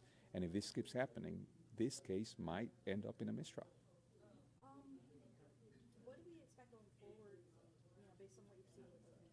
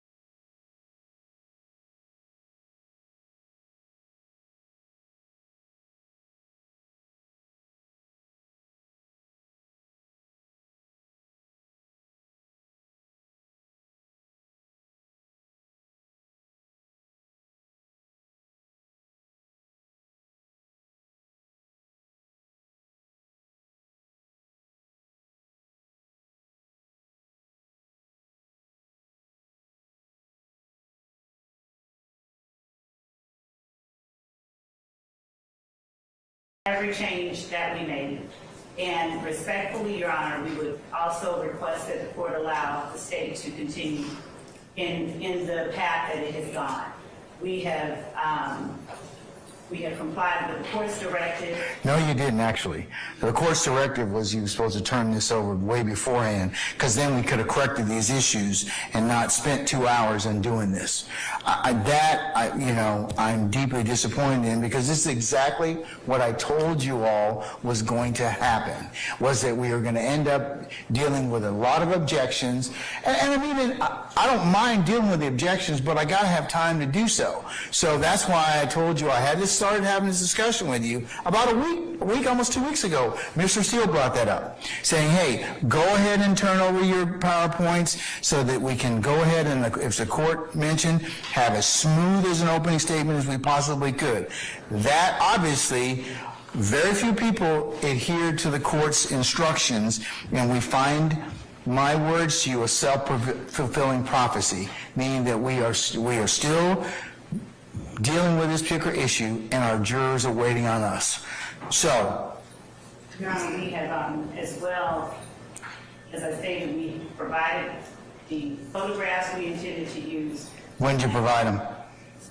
Friday before 5, Your Honor. The language that is in the PowerPoint are the words, our opening, our things. They all have that. Everyone has that. I don't believe that there is a general objection to that. Every objected to portion of the PowerPoint that the state has, Your Honor, has been modified to address those objections. And we just asked the court to allow the parties to proceed as we have been proceeding with respect to presentment of opening statements. Additionally, Your Honor, I am not objecting on the basis of anyone having given the state the PowerPoints today. I am not objecting as it relates to when anyone gave us the PowerPoints. I only objected to these photographs that were provided to us just a few moments ago on the basis of that they were argumentative. And I want to bring that to the court's attention. If the court decides that they stay in, even though they're argumentative, the state has, we can get past that quite easily. We would just ask that the court allow the parties to proceed as we have. Are you referring to I'm in possession of 2 emails with photographs, while marked as the next court exhibit in order. One of them is, it has the subject of the state objects to arguments contained in Shannon Stillwell slides below, and I have a couple of, it has like 3 slides. Yes. And I'm marked as the next court exhibit in order. Yes. Mr. Sharp, why don't you believe this is objectionable? It would seem to me, it's got pictures of a couple of folks here in our facility, and a picture that's probably more prejudicial than probative, and it has somebody that purports to be an inmate. So why wouldn't that be? I don't think, Your Honor, Yes. I don't believe, I'm not seeing the email. I see an email saying the state objects to use of these photographs during opening. It's got your 4 slides, state's key witnesses, Nicholas Robinson, and then Nicholas Robin, a.k.a. Spencer Wright. Those are 3 that I'm looking at. It's not showing that on my email. I'm seeing 2 pictures of jail. I got that one too, which I'll mark as the next court exhibit in order, and that's the 2 pictures that you referred to. And it has the state, subject matter is the state objects to the use of these photographs during opening. Could I see what we're talking about? Because I don't have it on my email. Sure. I'm not seeing it. Christina, can you mark these in the next court exhibits and then show them to Mr. Sharp? Counsels, you can approach and take a look at it.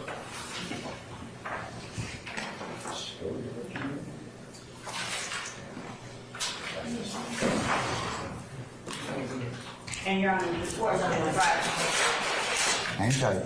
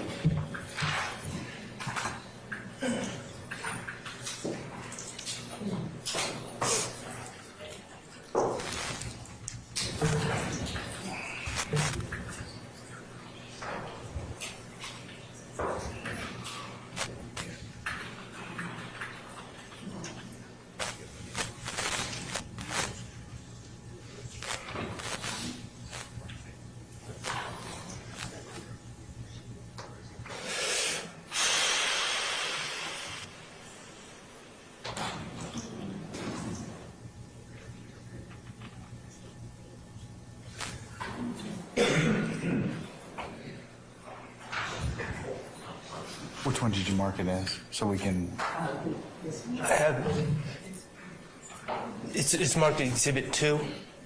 And- all right, courts and two? Or Yes. next court's exhibit in order, okay, all right. And I wasn't on that email, and that's fine, I just wanted you, that's why I hadn't received it.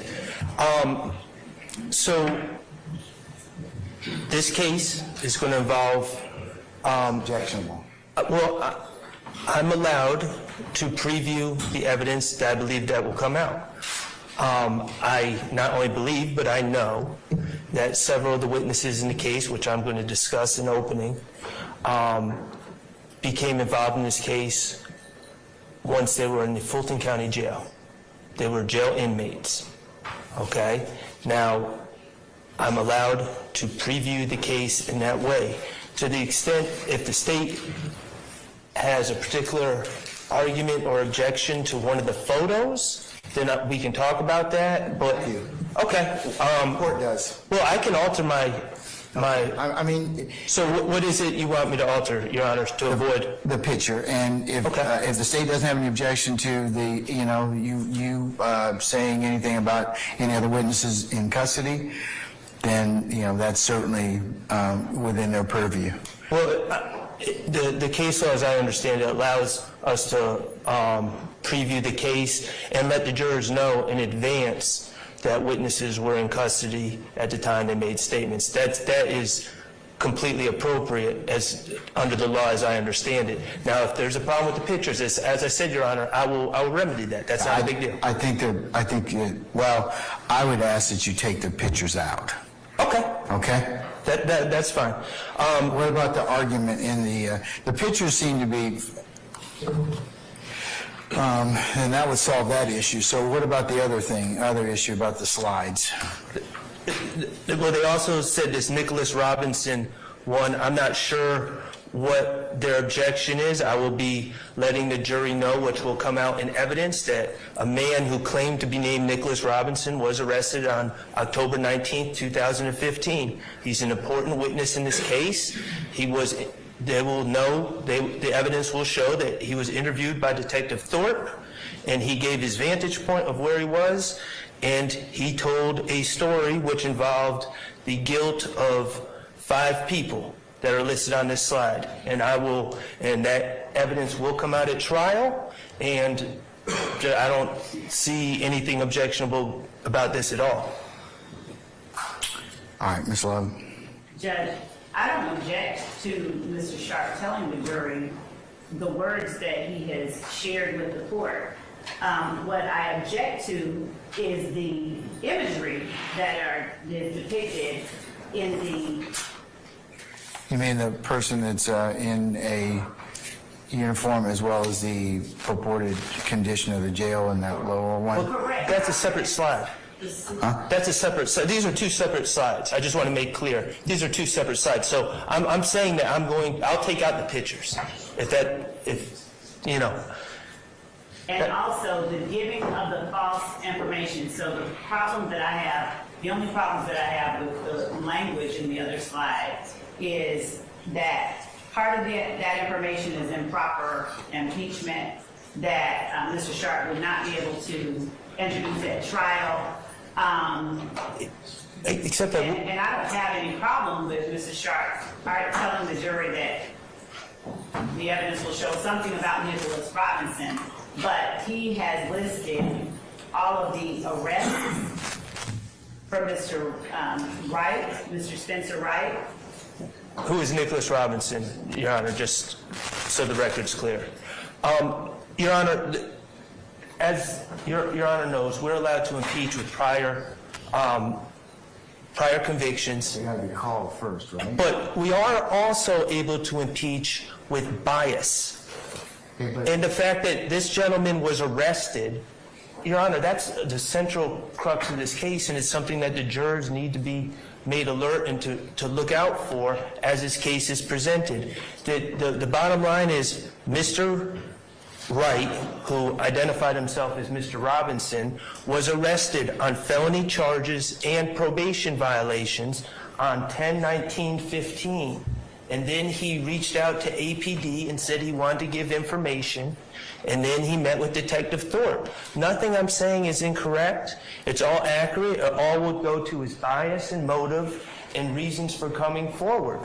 All right, so you're saying this is what he was arrested on the 15th? Right. On 10/19/15? Correct. Okay, all right. Okay. And quite honestly, off the top of my head, I don't know how those cases were resolved, but they were biased at the time that he made those Are statements. you saying that because the evidence will show that he then gave information against your client Yes. or involving your client? Yes. And Judge, I don't have a problem with him saying that Mr. Wright was in jail. I don't have a problem with him saying he had open charges. It is the listing of the specific ones that we objected to. I don't know why that's Because they are objectionable. not convictions, and that is not the proper method to Yeah, I would show agree with that. it. So you can talk about, unless you get them in a proper format, yes, you can talk about if you have criminal charges, that would be appropriate. What happened as a result of that, but I think the laundry listing of that, because you said you don't know what happened to him, so. But the reason I'm saying that is because I think it's irrelevant, because this is really about bias. It's not proper, though. It's not proper format. Bias is fine. You can talk about the. But he had the bias because he was facing these. Certainly, if someone's arrested for murder. You just can't mention the individual charges themselves unless they're in the proper format. I okay? understand. But my only point would be, Your Honor, certainly if someone was charged for jaywalking, arrested for jaywalking, and someone else was arrested for murder, the bias, the level of bias would be different. So, okay, but what does that have to do with them not being in proper format, though? Because the jury is allowed to understand specifically what bias the person has. Not that they're just in jail, but what they are facing. If you can get it in the proper format, then it can be, and you can tell them about that. Do you know what happened in these particular charges? Well, Is Nicholas Robinson going to testify? At the time that they... Answer my question. Is Nicholas Robinson going to testify? If the state doesn't call him, I will. Okay, well then, at that point, then it might be appropriate for you to get into that specifics. But unless you're going to package that up, and certainly that's not, you can decide that. You don't have any responsibility to present anything on behalf of your client. But in order for you to delve into it, it has to be in a proper format. I would agree with the state with that. I was just saying that objection. Well, But you can talk about arrests, you can talk about pending charges, you can talk about that, you'll present evidence sufficient to show that he's got an axe to grind, he's got bias. So you're, just for clarification, because I want to get this right, we're saying your instruction is that I can say that he was arrested and he had pending charges, but I just can't say what those charges are. Until and unless they become in the proper, you get them in the proper format, or you have a witness you can lay a foundation for those. Okay? Okay, and the third thing, Your Honor, is I have a Fulton County jumpsuit. This is the same uniform, not actually the same one, but is the same make and model that a number of the state's witnesses were wearing when they inserted themselves into this case. I wish to preview to the jury and say the evidence will show that these individuals were in Fulton County custody wearing this jumpsuit at this shirt at the time that they gave statements. That's previewing the case. There's nothing objectionable about it. I'm not going to put it on. I'm not going to jump around the table. I'm not going to do anything with it. I'm just going to show them and say this is what they're wearing. All right. Madam? Judge, I think that is appropriate for argument, but I think that saying, and they can, certainly Mr. Sharp can tell the jury that the evidence will show they were in custody, all of that, but that, I would argue, would be more appropriate for a closing argument. And that is argumentative. I believe it is appropriate for a closing argument, but I think it's also appropriate for an opening argument, and I'm allowed to use demonstratives to try to get my point across to the jurors in a way that will stick in their mind, because we all know that they're going to be listening to 15 hours of or 10 hours of opening statements and 6, 9, whatever of testimony in this case. All right, I'm going to sustain that particular objection and also remove ask you to remove that picture of the of what purports to be is, I think it's a cell or something like that. So remove Yes. those. So yes, Remove the pictures, and lose that for the time being. Sure, for the time. okay, and take off the specifics. Take off specifics. Okay. All right. Thank you, Your Honor. All right. Hey, Your Honor, hold on one second. Oh,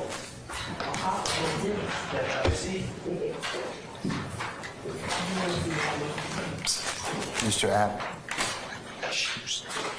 have your client put on his shoes. All right. Anything else? Anybody else? Your Honor, there was not anything with respect to any of the defendants, but there was a matter that probably is best addressed with a member of defense counsel at the bench briefly. It is a short matter. Okay. All defense counsel? Either one, it doesn't matter. It's not All substantive. right. Put your headsets on, please.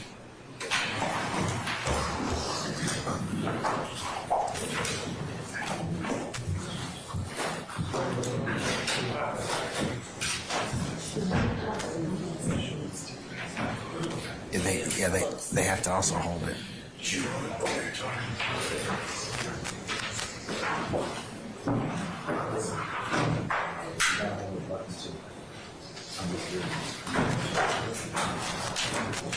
Can you hear me? Thumbs up? Okay, all right. Sorry, you mind.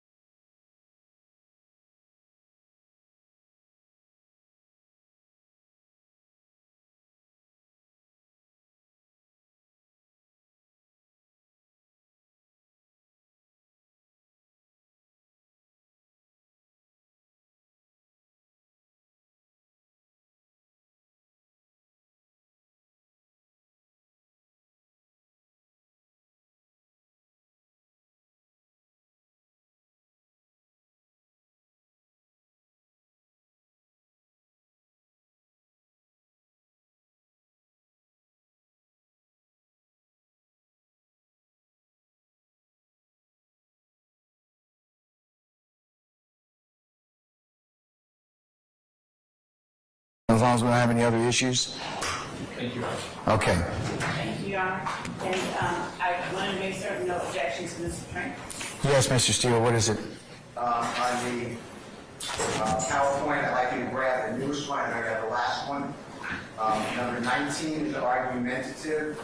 Number 41 through 47, 51, and 54 is the law that they take from the court. I would object to those numbers.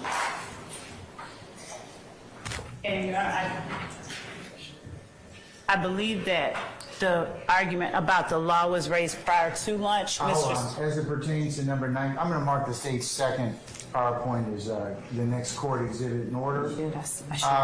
In terms of number 19, that is, we didn't chase the lyrics to solve the murder. We chased the murder and found the lyrics. Is that what you expect the evidence to show, madam? yes, it is. All right, I'm going to overrule that objection. What's your next one, sir? 41. 41.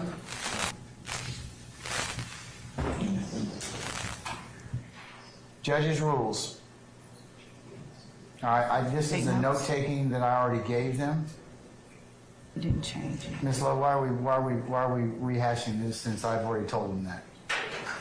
Your Honor, why are we putting it Why back? are we rehashing that? I just told them that. I told them what was in 41, as well as 42.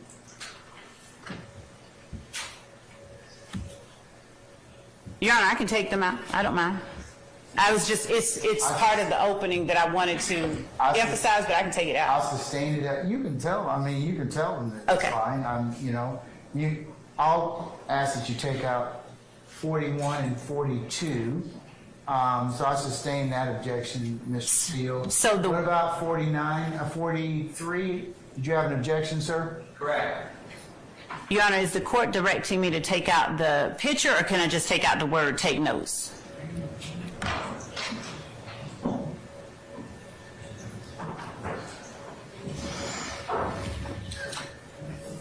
Because Oh, no, take notes is fine. oh, okay. He didn't object to that. Okay. He's objecting to 41 and 42, which I'll sustain the objections to that.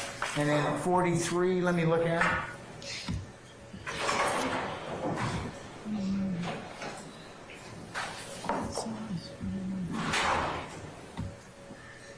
Oh, okay. I'll take that. Okay, I have not instructed them on how to judge credibility as of yet. So the 1 through 7 would not be appropriate at this time. Okay. So But you can leave in bullets 1 and 2.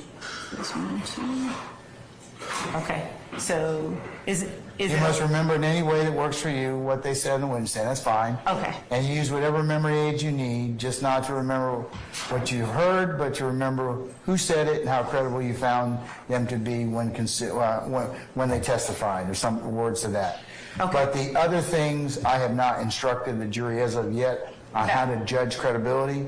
I didn't give them a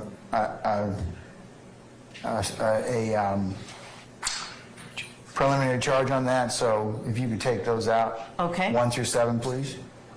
Yes, Judge. Does that suffice, Mr. Steele? And as Or do you still have an objection to 43? And I appreciate what you said, I will accept it, but prosecutor's opening statement, this is Johnson versus State 261 Georgia Appeal, 98 Division 6C, as in Collette. Charlie. And Charlie.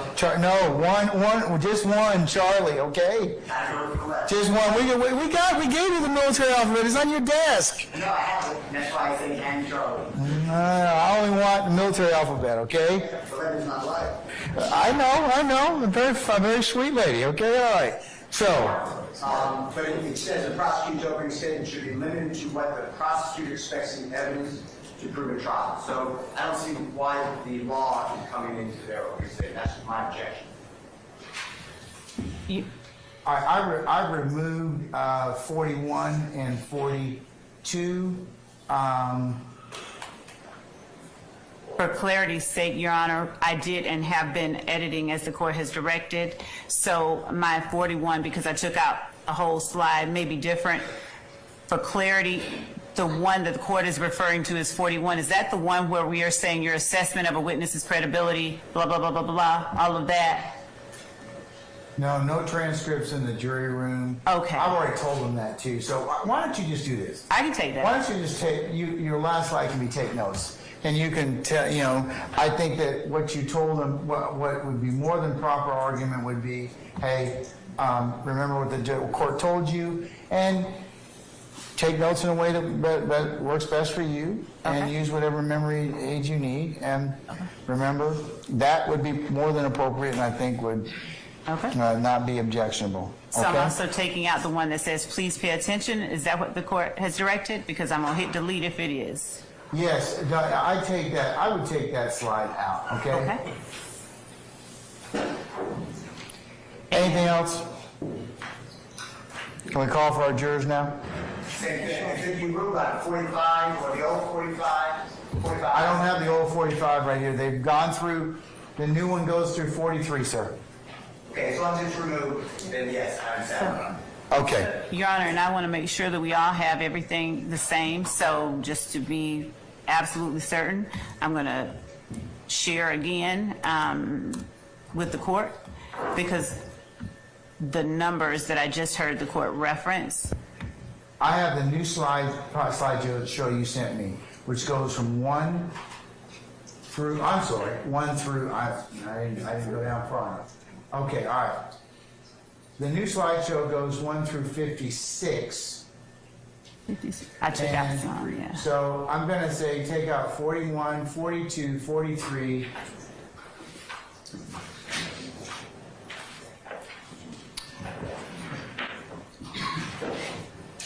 And I'm changing them in real time, so I'm taking them out.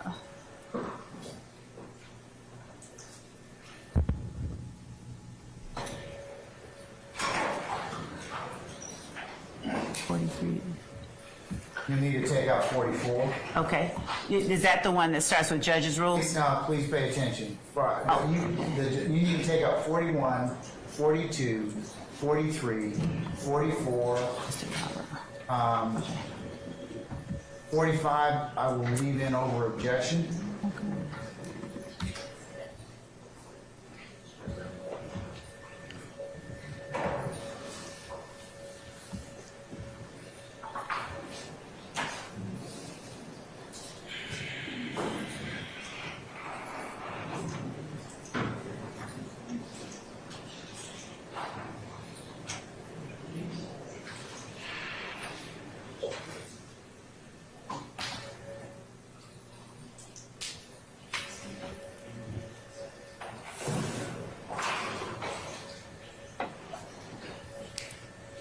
Okay, I'll let you leave in 45 and 46 over objection. 47, judge's rule, 47 needs to come out.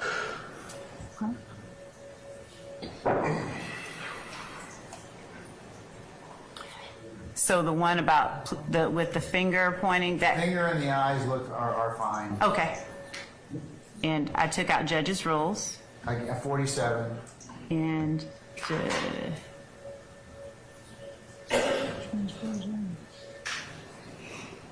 I think I've already taken out 47. 47 is judge's rules again. I took that out.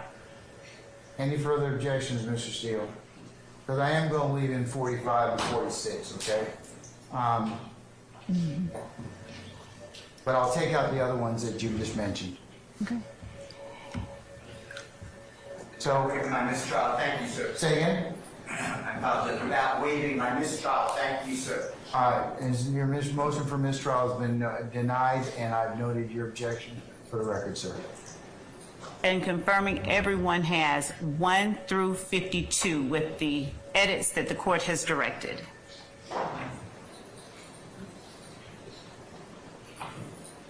It's on the same old list, right?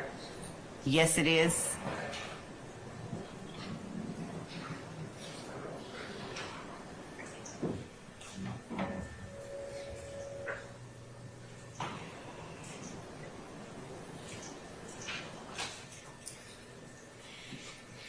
All right. Anything further? All right. Yes. Just don't want you to get an objection to the opening charge. We can do that later before we break for the day. What are your objections, sir? To the court's, the court's preliminary instructions. First, the court talks in terms of guilt and innocence, and I would object to any phrases that you use to determine guilt or innocence. I object to the use of the phrase, the purpose of a trial is to discover the truth. No, it's not. The purpose of a trial is to determine whether the state proves beyond a reasonable doubt the allegations in the indictment, so I will object to that. I object to the fact that the court, I believe, is going to allow the jury to frame questions to provide to the court. I was unaware that the court was going to... No, I'm probably not going to do that, Mr. Steele, Mr. Harvey. I do that because that's part of the pattern charge, the pattern preliminary charge. And most of 9/10 of the time, they're not going to ask any questions. And if they do, I will then present that question to you all for your consideration, and I may or may not ask it. Okay, well, I have... But you objected to it. I object to the process. Okay. Anything else? State constitution. No, sir. Okay, all right. And I'll note your objections for purposes of the record, sir. Okay, all right, can we summon our jurors, please? May I go ahead and share? Yeah, put up the last slide. I believe that was Mr. Ryan. Okay.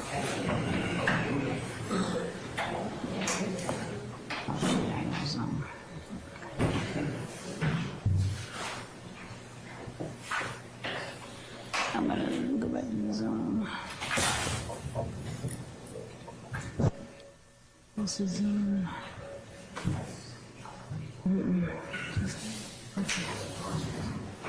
Did you just send it? Yeah. They're right. Has it come? Has it come? Okay.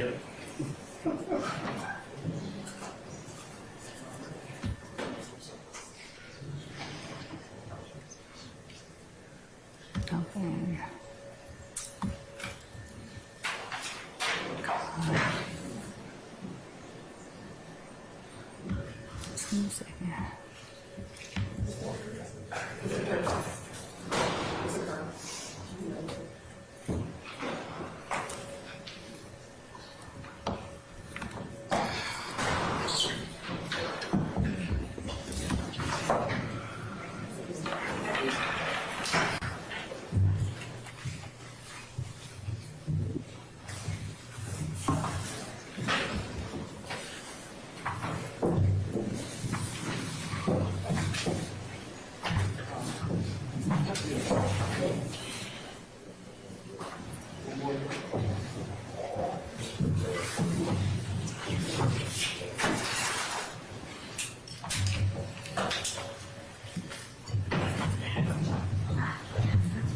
Oh, ladies and gentlemen, please be seated. We're just going to wait on one.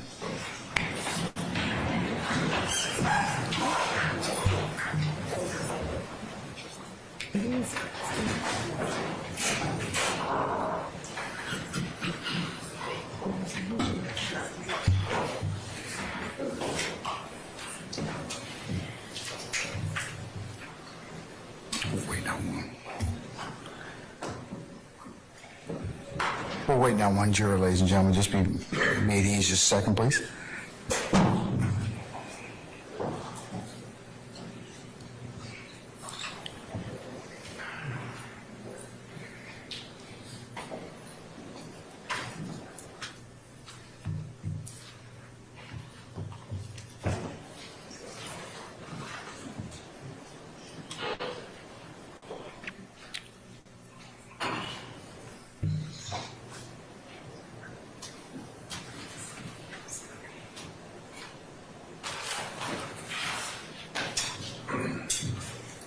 I'll do the present counsel. All right, thank you, Sergeant Ingram. All right, ladies and gentlemen, how was your lunch? All right, good, good. Okay, ladies and gentlemen, before we go ahead and continue with the state's opening statement, I need to kind of just advise you of just something that was said to you earlier, okay? So with your patience, all right? I believe the state council earlier referred to some representation of the parties, and I just want to remind you of two things. Remember that opening statements are not evidence, and that what the attorneys say is not evidence. And with that, Ms. Love, you can continue, okay? Thank you, Your All Honor. right. And thank you, ladies and gentlemen of the jury. I like the court. I hope you all had a great lunch and can stay awake with me for just a few moments more. So where we left off, the crimes that the defendants are accused of committing in this case. You're going to have the indictment with you. It's going to go back. A listing of them includes the following: conspiracy to violate the Racketeer Influenced and Corrupt Organizations Act, murder, armed robbery, aggravated assault, possession of a firearm during the commission of a felony, possession of a firearm by a convicted felon, possession of a firearm by a first offender probationer, and death by receiving stolen firearms, among other things. This list is not exhaustive. You will have again with you the indictment, and you are to consider as the state met its burden.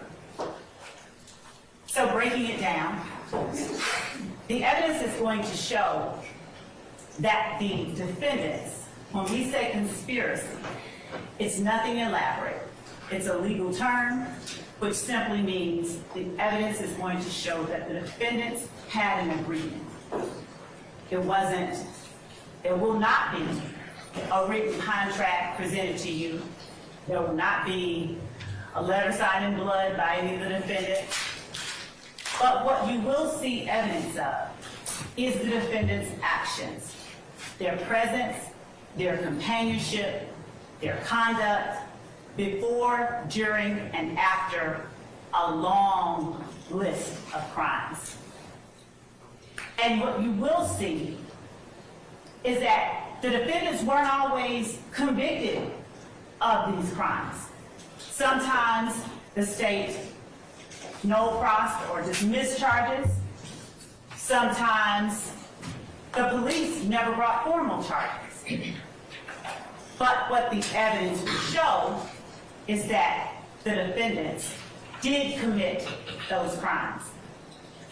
And when we're talking about a conspiracy, an agreement, just an agreement, unspoken agreement, we're going to participate in YSL through a pattern of racketeering activity. That's another large word that is used in the legal community, but regular folks, myself included, just don't generally tend to use it. Racketeering activity is nothing more than certain crimes, the crimes that are listed out in the indictment.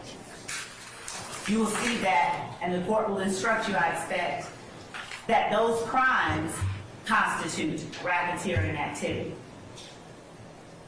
And as I stated before you all broke for lunch, a conspiracy requires just one overt act. So you will see evidence of several overt acts. Several acts that were done by these defendants and by unnamed and unindicted people as well, to further the interests, to further the goal of the conspiracy that the defendants participated in.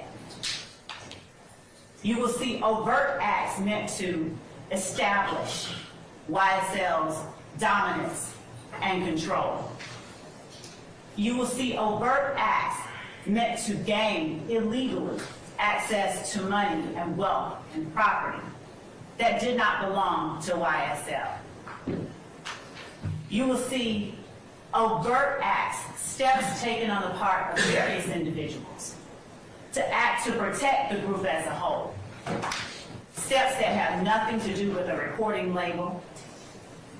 Steps that have nothing to do with an A&R executive. You will see steps that were taken solely for the purpose of illegally gaining goods for and on the behalf of YSL and its members. You will see steps taken by each of the defendants to protect the members of YSL, to establish the dominance and control of YSL.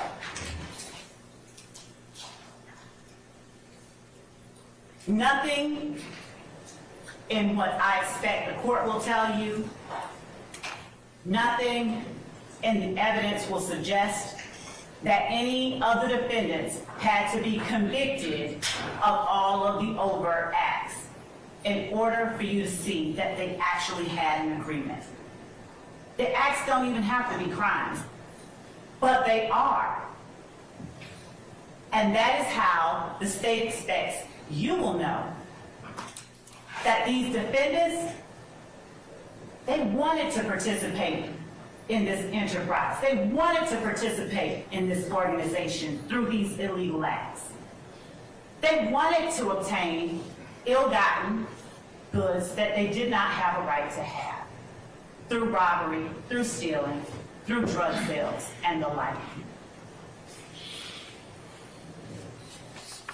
So we'll start off by looking at the defendants. 6 of them are at the table, and 6 of them are here for you all to decide, has the state proven its case? Rodelius Ryan. Rodelius Ryan is one of those people whose youth and life was swallowed up in the crater created by YSL in the Cleveland Avenue community. The evidence is going to show that in 2019, Rodelius Ryan was 15 years old, and that In February of 2019, Rodelius Ryan used female acquaintances to lure Jamari Holmes to a particular address here in Fulton County. The female acquaintance lured Jamari Holmes to that address, telling Jamari that he would get sex and weed once they got there. Instead, when they got to the address, the female gets out of the car, and the defendant, Rodelius Ryan, and his accomplice, Damone Blaylock, also a YSL member and associate, they then came out to the car with guns. The evidence will show that Rodelius Ryan and Damone Blaylock then fired those guns into the car, where Jamari Holmes, not even 20 years old, was seated, and hit him in the back of the head with the bullet that took his life. Jamari Holmes is another one of those young lives, the evidence will show, that was swallowed up by the crater that YSL created and left in the middle of the Cleveland Avenue community in Fulton County. 12 hours after shooting and killing 19-year-old Jamari Holmes, the evidence will show that Rodelius Ryan didn't say, "I bet I make the news." Rodelius Ryan posts on his Instagram account, "I bet YSL makes the news." The evidence will show that in posting about YSL as it related to his flagrant, overt act of extreme violence, Rodelius Ryan was agreeing to and attempting to participate in YSL through this illegal activity. He was promoting the gang. He was showing their dominance. He was showing their power, and he was showing their control. Rodney Uten was also in the car with Jamari Holmes. That's another young life. He wasn't taken, he survived, but he was forever changed by the acts of YSL, conducting and committing violence on behalf of the entire organization.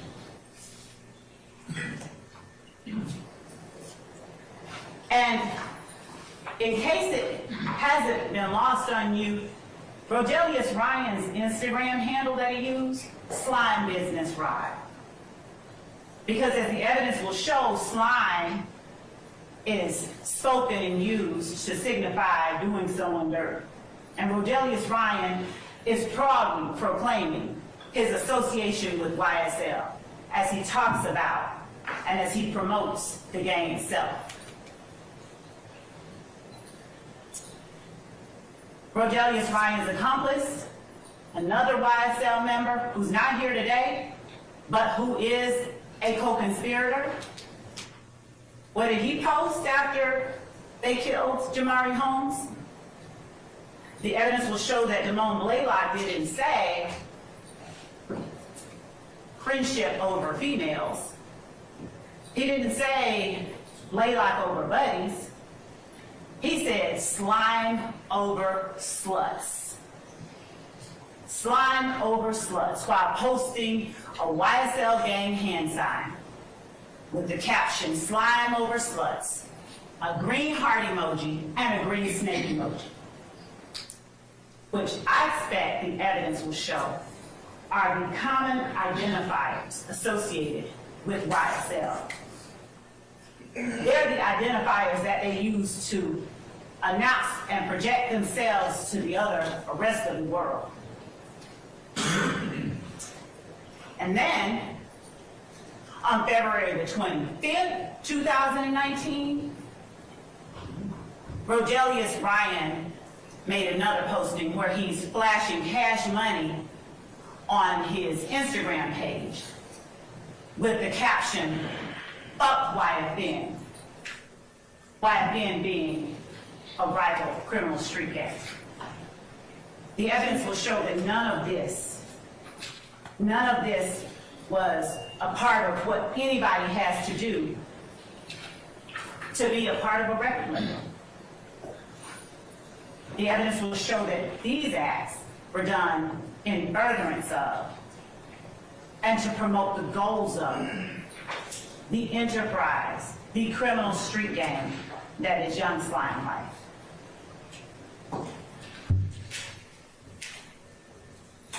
And what did the paper say? 15-year-old, they called Jamari Holmes a known gang member, but the evidence is going to show that that's not who he was to the people who cared about him most. Jamari Holmes was Jamari Holmes. He was a baby, a child, found shot to death inside a stolen car, police said. Jamari Holmes was just the latest victim of YSL's quest to maintain and retain dominance and control of the Cleveland Avenue community.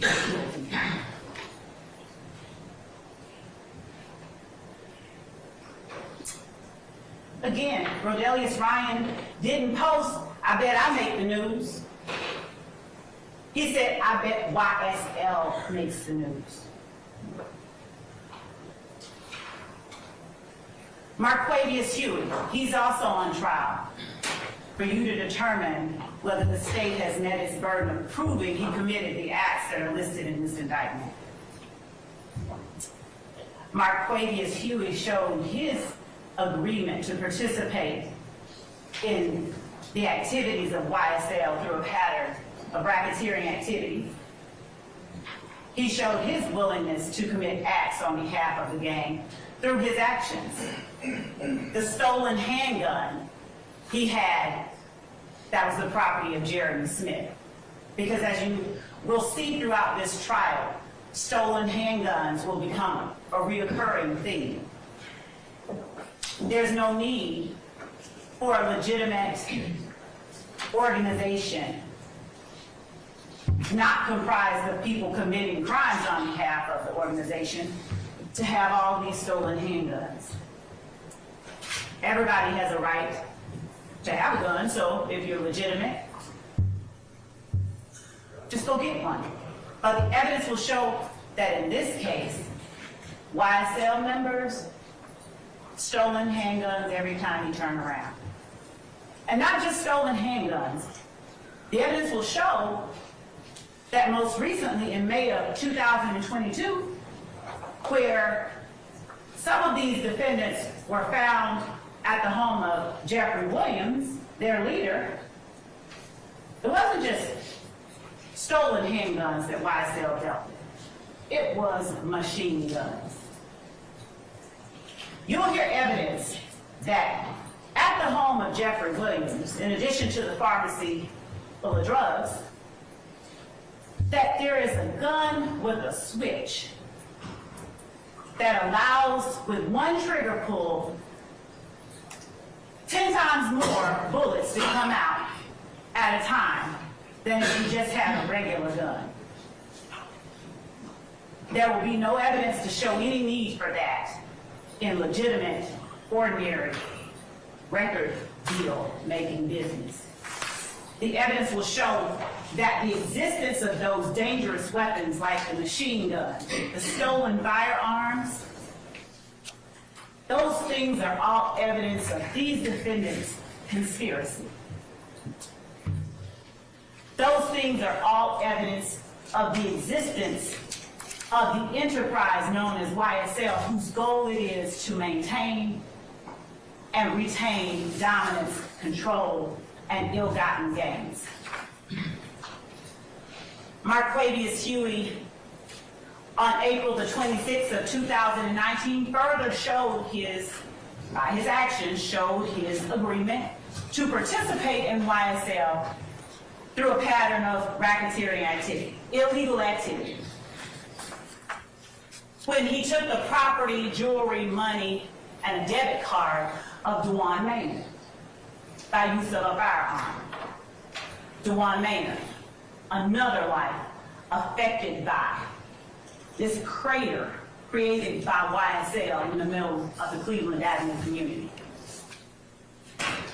Marquavius Huey showed his agreement to participate in this enterprise when he struck Maynard in the face with that gun that he used to take Mr. Maynard's belongings. Marquavius Huey hijacked on October 1st of 2020 a Buick LaCrosse from yet another victim of YSL's violence, Gary Holloman, by force in violation of the law. Mr. Holloman has since passed away, not from that incident. So he won't be here to tell you what he was feeling and how he was able to tell the police who it was that committed this armed robbery. What you will hear evidence of is the extraction from Marquavius Huey's phone, where he's planning the armed robbery, where he set up with Mr. Holloman a ruse so that he could have the opportunity, along with another uncharged, unfound individual, so he could have the opportunity to put a gun in Mr. Holloman's face and rob him. What Marquavius Huey did was kind of slimy, the evidence will show. He told Mr. Holloman, hey, your nephew in the Fulton County Jail, Tinquarius Mender, he needs some money on his books. So he wants me to meet with you to get money to put on his books. So Mr. Holloman, because he loves his nephew, and any friend of his nephew coming to him that way is legit, right? The evidence will show that Mr. Holloman arrives intending to meet the person so that he can give to them the money for his nephew. And to his shock and horror, he's met with the butt of a gun, two people, one with a long gun, one with a handgun, demanding his money. And that day, as the evidence will show, Mr. Holloman wasn't the only person affected by the violence perpetuated every day by YSL. Delmisha Coppage, she just happened to be on scene. She just happened to be right there conversing with and talking to Mr. Holloman when the defendant and his accomplice came up, held them at gunpoint, and demanded their belongings. You'll hear how they directed Delmisha Coppage to just sit on the ground, just give me your stuff. You'll hear how they robbed Delmisha Coppage at gunpoint. The evidence is going to show Mr. Huey's tight relationship with their leader, Jeffrey Williams. The evidence will show that Mr. Huey, on various occasions, checked in with, reached out to Mr. Williams to see, hey, I got this stolen item. You want first dibs on it?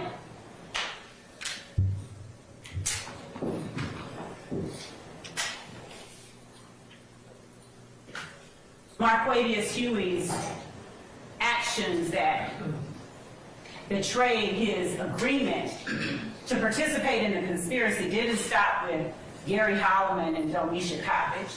The evidence will show that in November of 2020, he made terroristic threats towards Justice Woodard after Woodard told Mr. Huey she'd see him in court. He said, you will die if you put the police on me.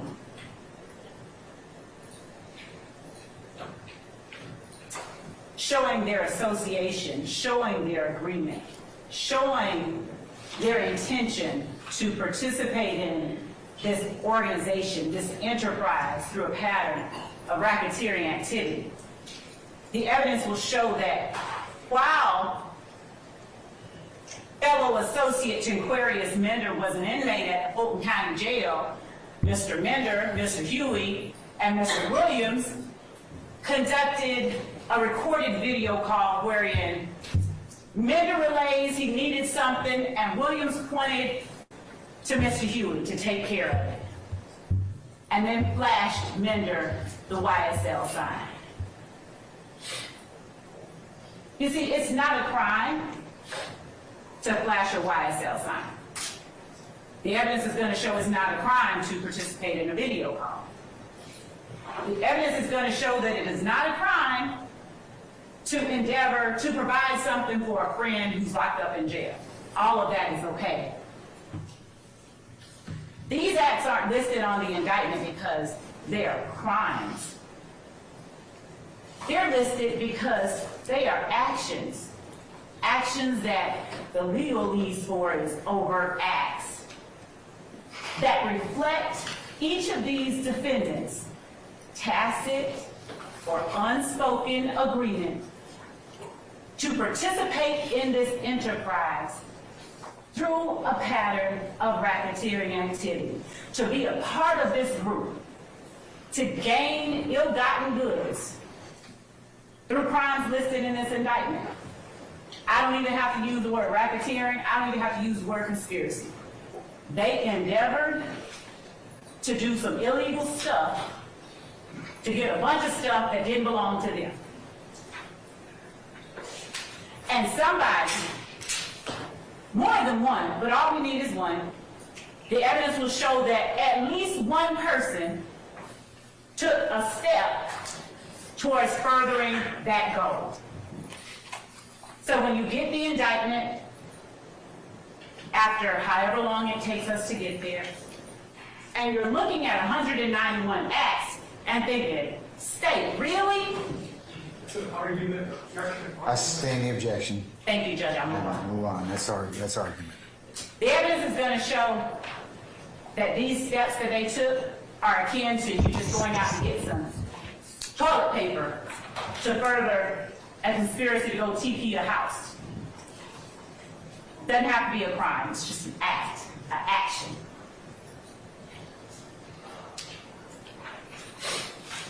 The evidence is going to show that the defendant Jeffrey Williams' words and actions also betray his participation in the conspiracy.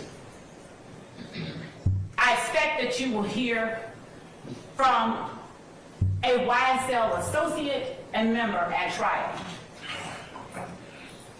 that the defendant Jeffrey Williams rented a car, notwithstanding that Jeffrey Williams had his own cars, but he rented a car which happened to be a silver Infiniti sedan that other YSL members, among them Demonte Kendrick and Shannon Stillwell, used when they openly and notoriously gunned down Donovan Thomas on January the 10th of 2015. The evidence will show that after that horrific act, I expect yet another YSL associate will come in here and tell you that Jeffrey Williams paid them money, gave them money to go to Miami and lay low in the wake of the Donovan Thomas murder. Later that month, on January the 26th of 2015, Demikion Garlington, who isn't before you for your consideration today, but who is in fact a YSL associate and co-conspirator of these defendants, he posted a video of the defendant Jeffrey Williams looking into the camera and saying these words. So, I think lie to their mama, lie to their kids, lie to their brothers and sisters, and then get right into the courtroom and tell the God's honest truth. Don't get it. Y'all need to get fucking killed, bro. That's from me and YSL. The defendant's words tell you that there is an enterprise. The defendant's words establish his willingness and agreement to participate in this enterprise through illegal activities. He didn't say that's for me. He said that's for me and YSL. And as the evidence will show, that's akin to him saying that's for me and my pack.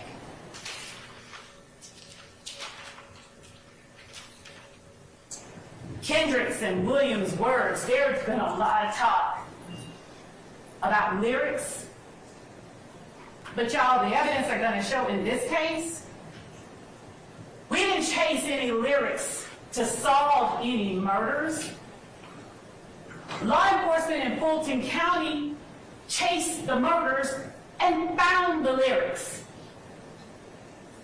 They're investigating, they're finding out who committed it. And after doing all of that, they happen upon lyrics. Lyrics that have an uncanny similarity to very true and very real and quite specific events, as the evidence will show. Jeffrey Williams' words that he promotes through songs with beats behind them, they aren't random. He tells you, as the evidence will show, take this shit to motherfucking trial. I rep my life for real. For slimes, you know I kill. Trial, I done beat it twice. Kendrick's, I'm undefeated, like feds came and snatched me. I don't know, no point in asking. I was on what? Believe it. Stuck like a magnet, bitch ass nigga. I shoot at your man, you need to stand down. I up my stamina, take it to trial. Get an appeal, take it to trial. Yeah, you're gonna whack 'em. Pay for that casket, that's just if we whack 'em. My young niggas pulling up. Bentleys, Austin Martins, Rares, Teslas, strapped with an FN. You're gonna hear a lot about FNs. FNs galore. From here to 2015, FNs all throughout the incidents that are involving gang members, YSL. Watch me whack that bitch. Pop him like assist. Glock with the assist. Incidentally,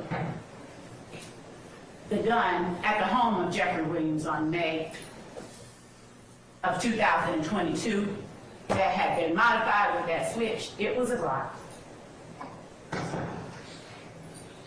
Again, we didn't chase the murders. We didn't chase the lyrics, rather to solve the murders.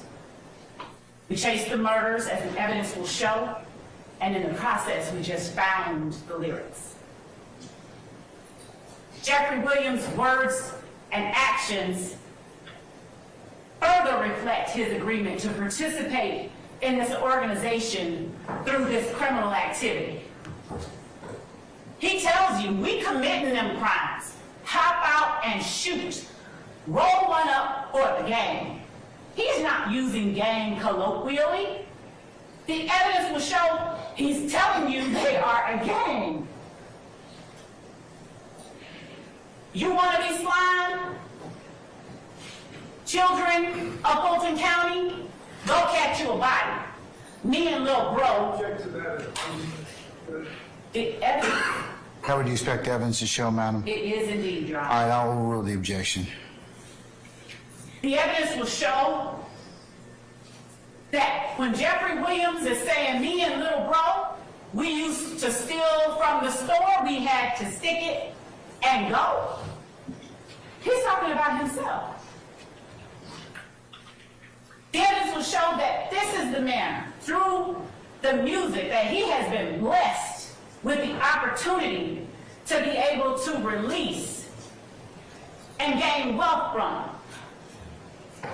Through that music, through that blessing, the evidence will show that Jeffrey Williams led the group of people that wreaked utter havoc on Fulton County. Jeffrey Williams' words and actions, as the evidence will show to the members of his gang, you'll hear in a conversation he has with them, y'all ain't beat him up or shot him yet, y'all he's getting soft. The evidence will show that there's no place or need for that kind of edict or statement when all you're doing is making music. And to clarify and put a very clear and fine point on it, the evidence will show that no one is attempting to take away from Mr. Williams the fact that he has had a lucrative rap career. The evidence is simply being put before you to show that he is guilty of committing the crimes that are laid out in this indictment. That he and his fellow YSL gang members and associates on trial before you now agreed to participate in this organization through the illicit, illegal activity listed in this indictment. And that they further committed all the other crimes listed in the indictment beyond count one. Because as you'll see, count one consists of 191 overt acts. Acts that aren't all crimes, they're just acts. But counts 2 through 65, the ones that have these defendants' names on them, are the ones you're here to evaluate whether or not the state has proven.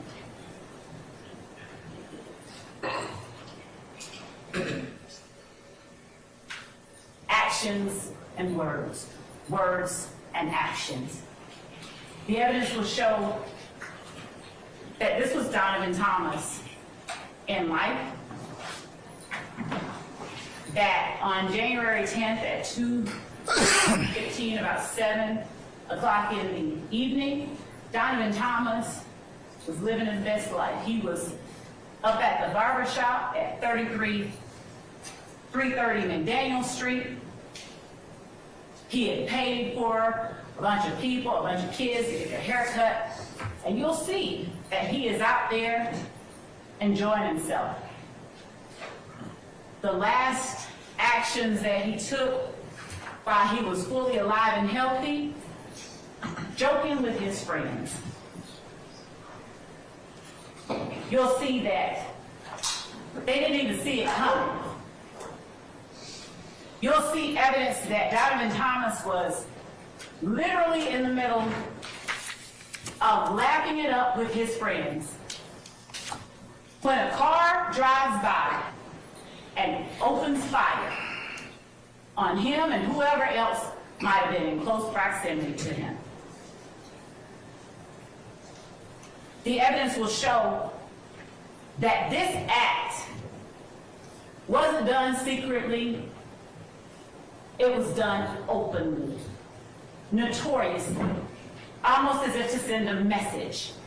We did it. The evidence will show everybody knew who did it, because it wasn't done secretly. The evidence will show that this act didn't happen in a vacuum. There were things that led up to it. An argument at Club Crucial, or Club Brucial, as my defendants may like to say, that involved a YSL associate by the name of Kenneth Copeland and a member of a rival gang. Kenneth Copeland gets jumped. He's flashing money because that's what they do. It's ladies fight night and they're out there flashing money. Kenneth Copeland gets jumped. Diamante Kendrick jumps into action, goes to Kenneth Copeland's defense, punches out a member of the opposition, and then shots are fired. Shell casings. Shell casings are all throughout the evidence that you'll see and hear in this case. Remnants of the violence inflicted on this county by YSL and its actions. Shell casings are fired in between January the 6th and 7th of 2015 and January the 10th. Other incidents take place and may lead to the ultimate gunning down of Donovan Thomas. As the evidence will show, in the ensuing months, there were series of shootings and retaliatory shootings. Most notably, the mother of rapper Rayshawn Bennett gets shot. Her house is shot up twice. She gets shot one time. And the evidence will show that there is not always cooperation, because there is a code that people adhere to when this type of violence is surrounding them. No snitching. So the evidence will show that even as people were getting shot, even as people were bleeding, even as people were being taken to the hospital to have their wounds attended to, they weren't always forthcoming. They weren't always willing to talk to and to trust law enforcement, not even if it would serve their own purposes. The evidence will show that members of YSL ultimately, as a result of those shootings and retaliatory shootings, ballistics or firearms matches started coming back to various people. And then one YSL member, Quindaria Zachary, he gets caught with a gun. The shell casings from that gun go to match some of these shootings. Quindaria Zachary is caught. He starts telling. The evidence will show that Quindaria Zachary was a straw purchaser for YSL. A straw purchaser is nothing more than somebody who goes and gets guns for somebody who's not supposed to have them. And that's what Quindaria Zachary did. Firearms found in the hands of Kenneth Copeland led to further revelations to the police and law enforcement. The evidence will show members of YSL were so eager, so gangster about acting on behalf of and in the protection of the defendant Jeffrey Williams and YSL that when Wayne Carter, otherwise known as Lil Wayne, came to town to perform at the compound while the defendant Jeffrey Williams was performing in Lil Wayne's hometown, according to word from the people that talked getting booed at the time, members of YSL show up at the compound, locked and loaded with guns. Evidence will show that security knew to be on the lookout for members of YSL. The authorities were alerted to ongoing public rifts and back and forth between the defendant, Jeffrey Williams, and members of his gang, and statements being made publicly on social media about, towards, and threatening Wayne Carter. So when Tyrone Dennis, who is working an extra job, he is a law enforcement officer. At the time, he was an investigator with the Atlanta Police Department gang unit. So when he's there working his extra job, and he sees Walter Murphy, one of the founding members of YSL, show up with the defendant's sisters, and Trontavia Stevens, and ultimately Jimmy Winfrey with guns. When he sees Walter Murphy try to secret a gun underneath the wheel well of a car, he calls him out. He's like, "What are you doing?" Walter Murphy's like, "Oh, hey. The evidence will show that the YSL gang members that showed up at the compound that night were not allowed entry into Lil Wayne's concert, his venue.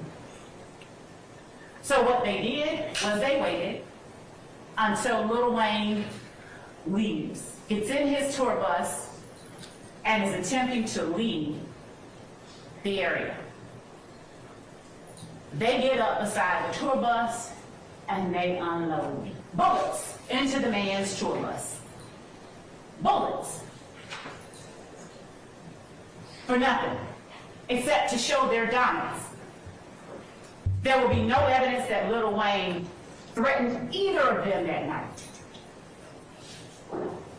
But that act on the part of Jimmy Winfrey and the defendants before you today, that act was intended to show their solidarity, their willingness to act on the behalf of, their willingness to exact violence upon anyone who threatened the position of the criminal street gang calling itself Young Slimelight. You'll hear evidence that after being arrested, or actually when he was approached back in 2014 about an armed robbery he allegedly committed, YSL member and associate Trontavia Stevens was seen bearing tattoos on his hands, ROCCREW, Cleveland Avenue. And that on his side he had YSL. And Detective Mark Belknap inquired of him, "What's that?" Though Belknap knew, because he had been working the streets of Atlanta for a long time. He was familiar with Right Crew. But as gang investigators, they're taught to interact with and talk to people when they see indicia of criminal street gang activity. You'll hear that Trontavia Stevens told Belknap, "Well, Rock Crew is the name we used to call ourselves." Then we started going by YSL, which stands for Young Slimelight, or it did stand for Young Slimelight. But then, when my friend Jeffrey Williams started becoming successful, we changed that name to Young Successful Life. The words of a member of the gang himself. The only time, as the evidence will show, that members of YSL don't want to call themselves and acknowledge that they are in fact a gang is when it would be to their detriment. The evidence will show that any other day of the week, they are loudly and proudly promoting their criminal activities.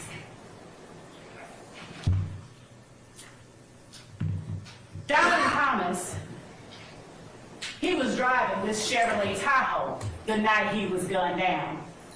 The evidence will show that this location here is the barbershop right up from the Texaco at the corner of McDaniel and Northside Drive in Atlanta, Fulton County. We asked you during voir dire, you heard us say, how many of you are familiar with this area? This is that area.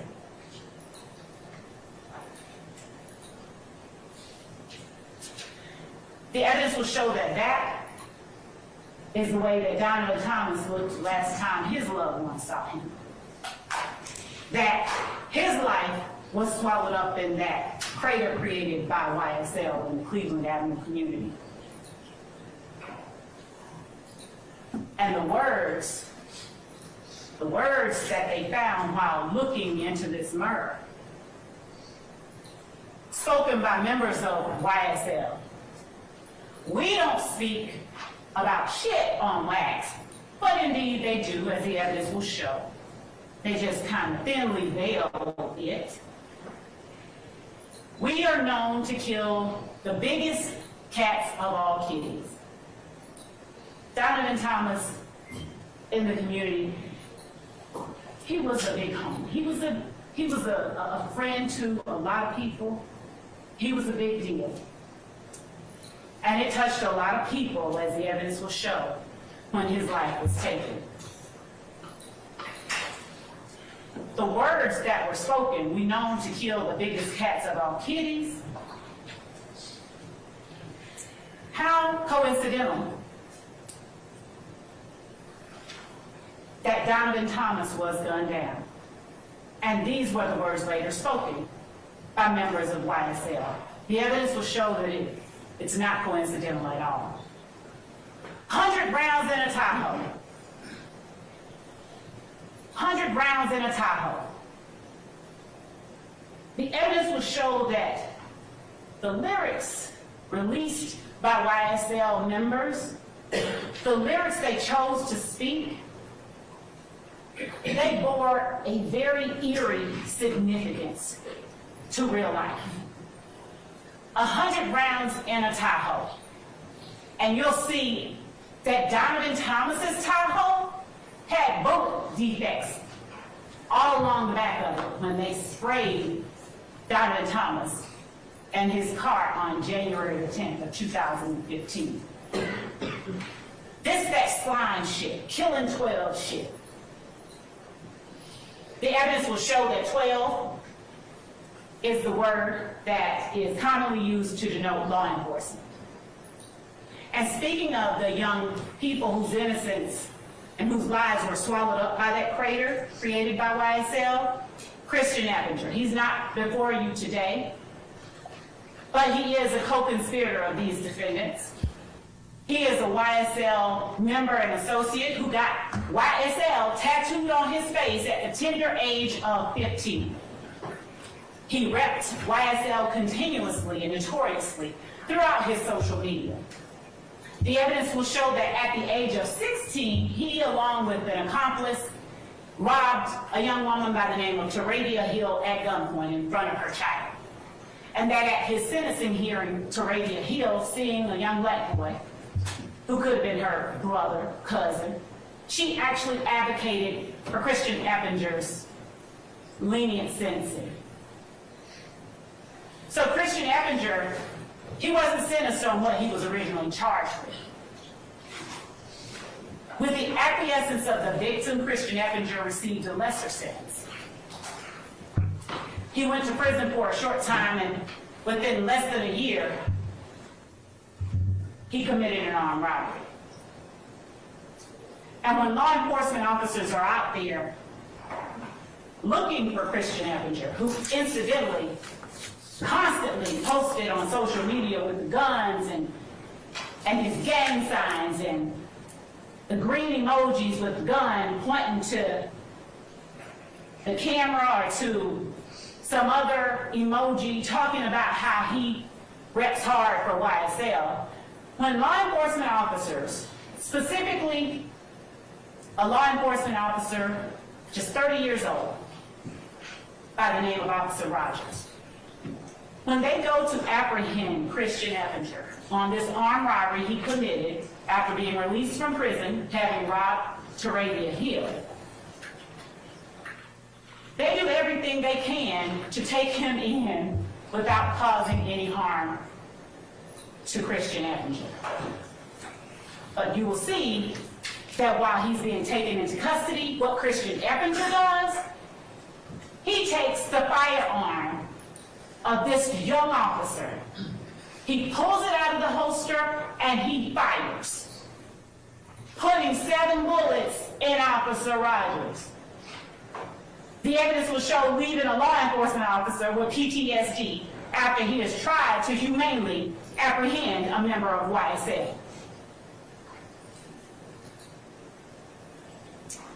The evidence will show that this person depicted here is Quantavious Greer, also an associate, but perhaps more importantly, the brother of the defendant, Jeffrey Williams.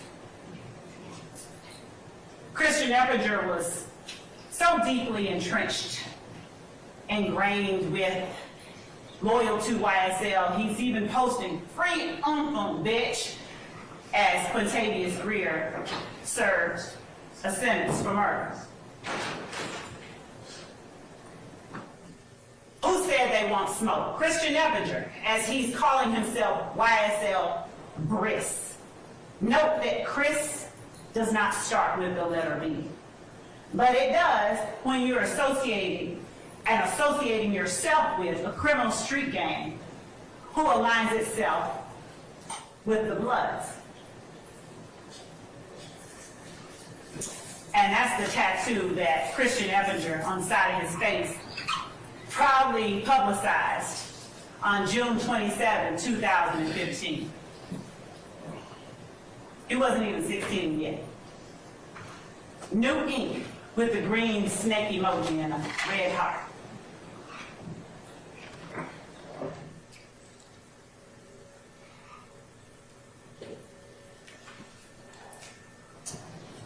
The evidence will show that though you'll hear over and over the names of the 6 people on trial before you today, that the 6 people on trial before you are not the people who were most viciously affected by the acts of this criminal street gang. The evidence will show how far members of YSL are and were willing to go to act immediately on behalf of each other. Dexter Montgomery, minding his business, happened to drive in just a little too closely behind another YSL associate, who then phoned up the gang who was posted up at the trap house. And in minutes, 2 more YSL associates showed up with a long gun and handguns. Dexter Montgomery had no idea he was about to lose half of his head that day.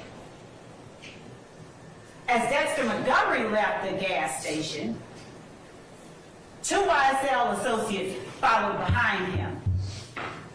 And as he stopped at a red light, they opened fire.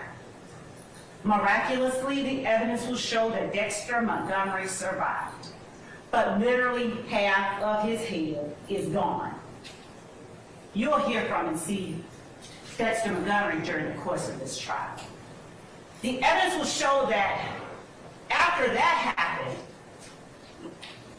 law enforcement, at first it wasn't the gang unit, but the gang unit recognized some of the players, Walter Murphy, other members of YSL. And so they began to assist in the investigation. And they learned, the YSL gang members said, we got a call that one of us needed some help. He didn't know who this was pulling up behind him, so we just responded. You'll hear that investigators Gaither and Dennis said, well, wait a minute, did you know what you were responding to? They're like, no, we don't have to know. If our boy need help, we're gonna respond. They said, well, where'd you get the gun? Oh, they're by the door of the trap house that we were in. They're just there, ready for us to use when we need to. Their words, I can't make it up. The evidence will show that actions of YSL gang members and associates on behalf of their leader when they felt someone disrespected Jeffrey Williams or any other member of their pack, they made threats. Not quiet, whispered threats, loud, public threats with wide, vivid displays of firearms. We're not going back and forth. This is about to be some Biggie and Tupac shit and shooting up Wayne Carter's tour bus. The evidence will show that all of those actions, they're not elements of the offenses that are charged in the indictment. We don't have to show those things in order for you to find them guilty, but the evidence will show that those things prove the existence of the conspiracy, of the agreement itself. The agreement on the part of these defendants and other charged and uncharged co-conspirators to be a part of this organization known as Young Slime Life through a pattern of this illegal activity outlined in the indictment.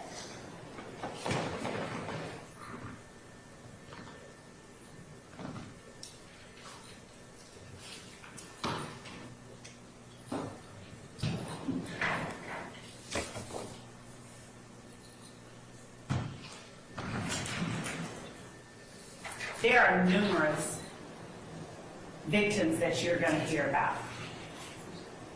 Shannon Stillwell is another defendant who is before you, being accused of various crimes in this indictment. Shannon Stillwell is alleged by one of his own crew, by another YSL, two other YSL members, to have been one of the gunmen who took the life of Donovan Thomas. The evidence will show that Shannon Stillwell was arrested. He was arrested after some investigation by the Atlanta Police Department. The evidence will show that the information initially relied on by that first arresting officer, it didn't pan out to be actually accurate. So when the case got to the district attorney's office, more investigation was conducted. The evidence will show that the office didn't just take the word of the person who originally identified certain people as having committed the murder of Donovan Thomas. Instead, as the evidence will show, what our office did was dig to find out whether the people who were talking were actually in a position and a place to know the stuff that they talked about. And what they learned was that that person originally relied on by Investigator Thorpe, that person was just lying. And so the people that Investigator Thorpe originally arrested on the Donovan Thomas murder, they were released at various times on bond as the office continued to investigate further. The evidence will show that our office did not just stop at the word of one YSL member. The evidence will show that yet another accomplice corroborated the words of the first YSL member that talked. The evidence will show that cell phone records further corroborated the information law enforcement was getting from these people. And ultimately, Shannon Stillwell, DeMonte Kendrick, Justin Cobb, Javoris Bradford, they were all indicted in this particular instrument that you'll have for your consideration. But the only two people who are in front of you for you now to determine whether or not the state has met his burden are DeMonte Kendrick and Shannon Stillwell as it relates to Donovan Thomas's murder. However, between the time that this indictment came down and the time that our office decided, no, we need to look into this investigation some more, Shannon Stillwell was released from jail. But he had to wear an ankle monitor as a condition of his bond. The evidence will show that during the time in 2015, after a lot of arrests were made following the murder of Donovan Thomas, that the violence in Fulton County, the gun violence that had continued over the course of that year, it kind of subsided a little bit. Basis. I sustain the objection. Yes, Your Honor. The evidence will show that around 2019, 2020, law enforcement investigators, they started noticing some activity on the part of gang members. They started paying particular attention. One of those investigators was Investigator Marissa Vivarito. You'll see and hear from Investigator Vivarito, and you'll learn that one of her jobs as a law enforcement officer, one of her background experiences was that she was a probation officer, so she had a lot of information about a lot of YSL gang members. You'll hear that initially, after Shamel Drinks was gunned down, Detective Holding with the Atlanta Police Department, he didn't have any leads. As a matter of fact, he came back to the precinct lamenting the fact that he had no leads on this homicide that just occurred at Windsor and the I-20 entrance ramp. Young man killed, gunned down inside his car. When investigator Vigorito began talking to Detective Hogan, she saw that Detective Hogan did have some footage from the gas station right up from that location. And that investigator Hogan was looking to find the people in the gas station because that gas station was the last place that Shamel Drinks was seen alive. One of the people in the surveillance footage was wearing a very distinct hoodie and coat. And as it would happen, investigator Vigorito had hours earlier been at a Waters Road location, one of YSL's hangouts, as the evidence will show a place from which they conducted transactions, and that the Waters Road address had been shot up, and investigator Vigorito happened upon Shannon Stillwell and other members of YSL in the same outfit he was seen in the surveillance video on at the time Shamel Drinks was inside the gas station. The evidence will show that further investigation revealed that Shannon Stillwell was wearing an ankle monitor at the time that Shamel Drinks was gunned down. And that ankle monitor put him right there at the place that Shamel Drinks took his last breath. The evidence will show that in this murder, much like in the Donovan Thomas murder, there was a rental car involved. A rental car which these defendants had gone and gotten the windows blacked out, tinted on, earlier the day that Shamel Drinks was gunned down. Tinted the windows of a rental car. The evidence will show that it was to evade being seen by the opposition. The evidence will show that as a result of all of this violence and activity, during the midst of it all, investigator Vigorito had secured a wiretap for Demekion Darlington, YSL gang member and associate.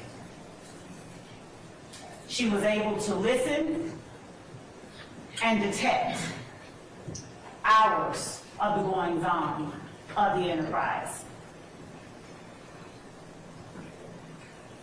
She learned throughout the course of her own investigation and during her time looking into YSL that a rival gang member, Rayshawn Bennett, ended up at the Fulton County Jail at the same time YSL gang member J.D. Meyer was there. The evidence will show that J.D. Meyer, upon seeing Lucci, reaches out to get permission from King Slime to take Lucci out. The evidence will show that J.D. Meyer actually endeavored to stab Rayshawn Bennett to death, but that he was unsuccessful. The evidence will further show that Jaden Myrick wasn't the only one reaching out to this defendant, Jeffrey Williams, for permission to commit a homicide.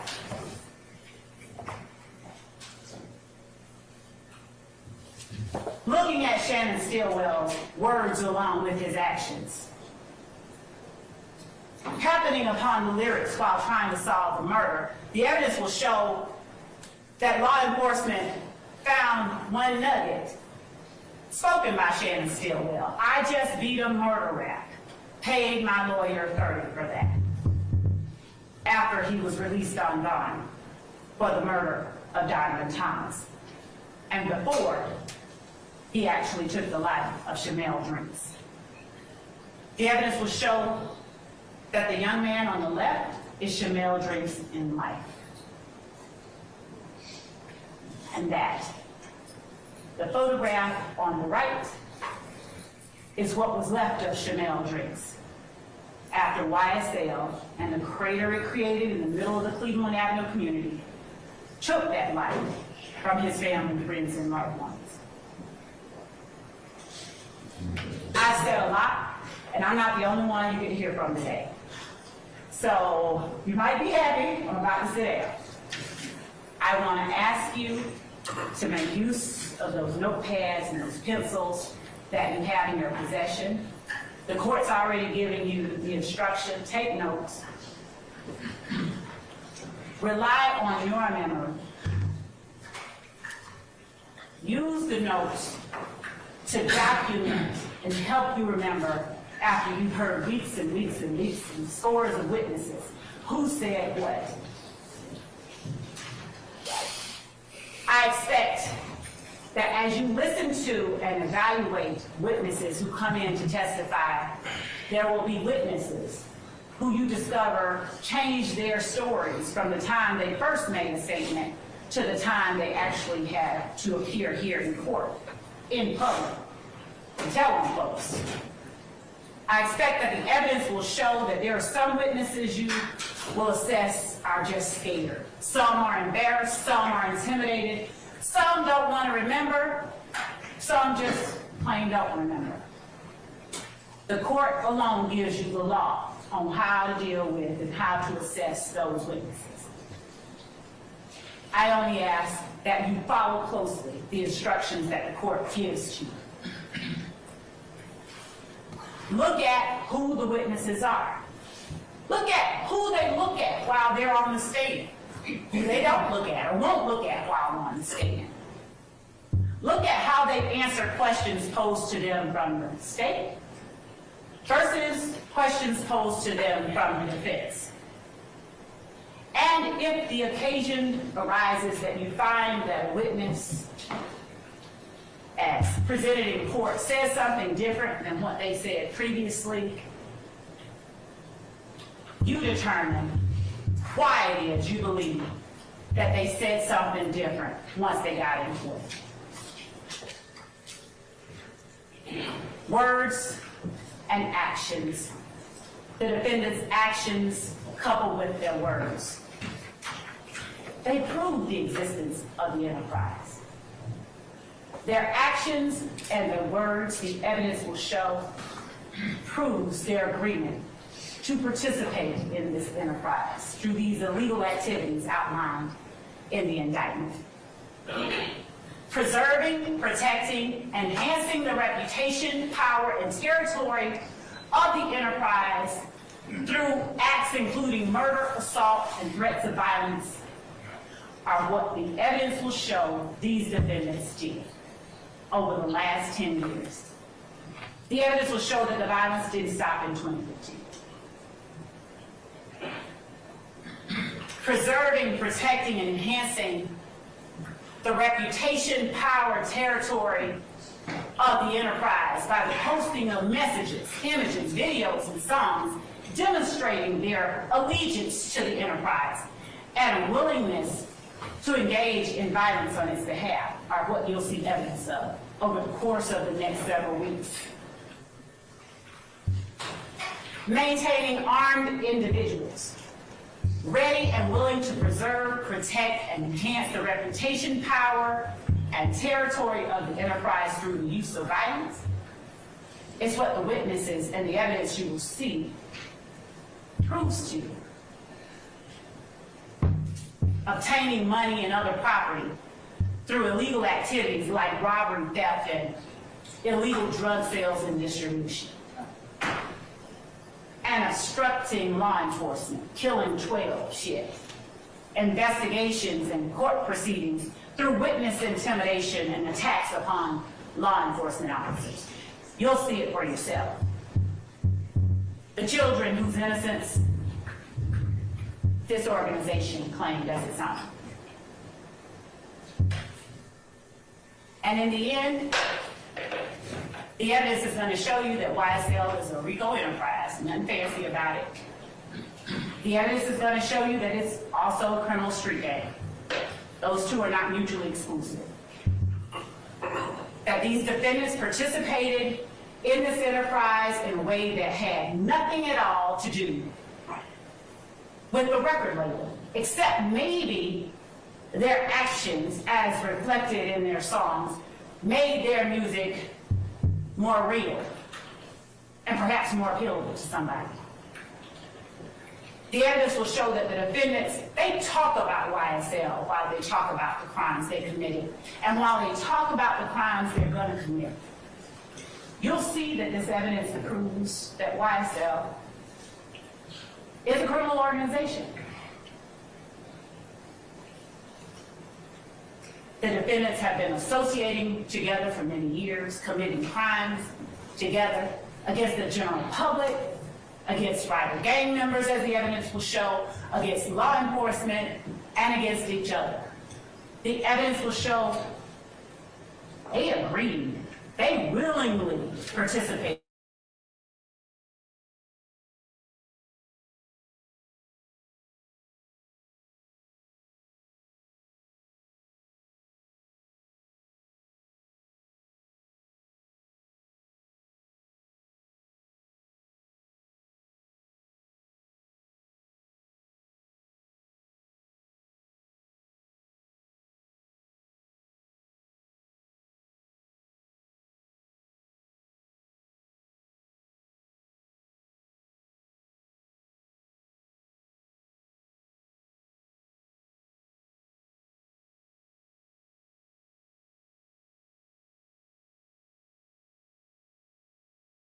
Not only show the existence of the criminal enterprise called YSL, it also shows the conspiracy.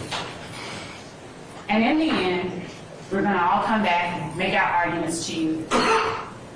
But the one thing that I'm going to be doing, our team will be doing, is asking you to uphold your duty and render a verdict, the only verdict that speaks the truth, and find these defendants guilty of each and every crime listed on this indictment alleged against them. Thank you.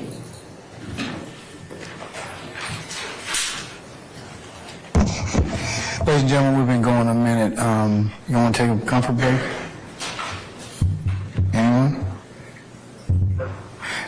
All it takes is one, you know. Okay, all right. 2, see, and then everybody else will go after that. Let's take 10 minutes, and then whoever next would like to make an opening statement, I'll offer that to them at that point, okay? All right, so we'll be in recess for 10 minutes. Remember my admonitions to you. All right, we're in recess.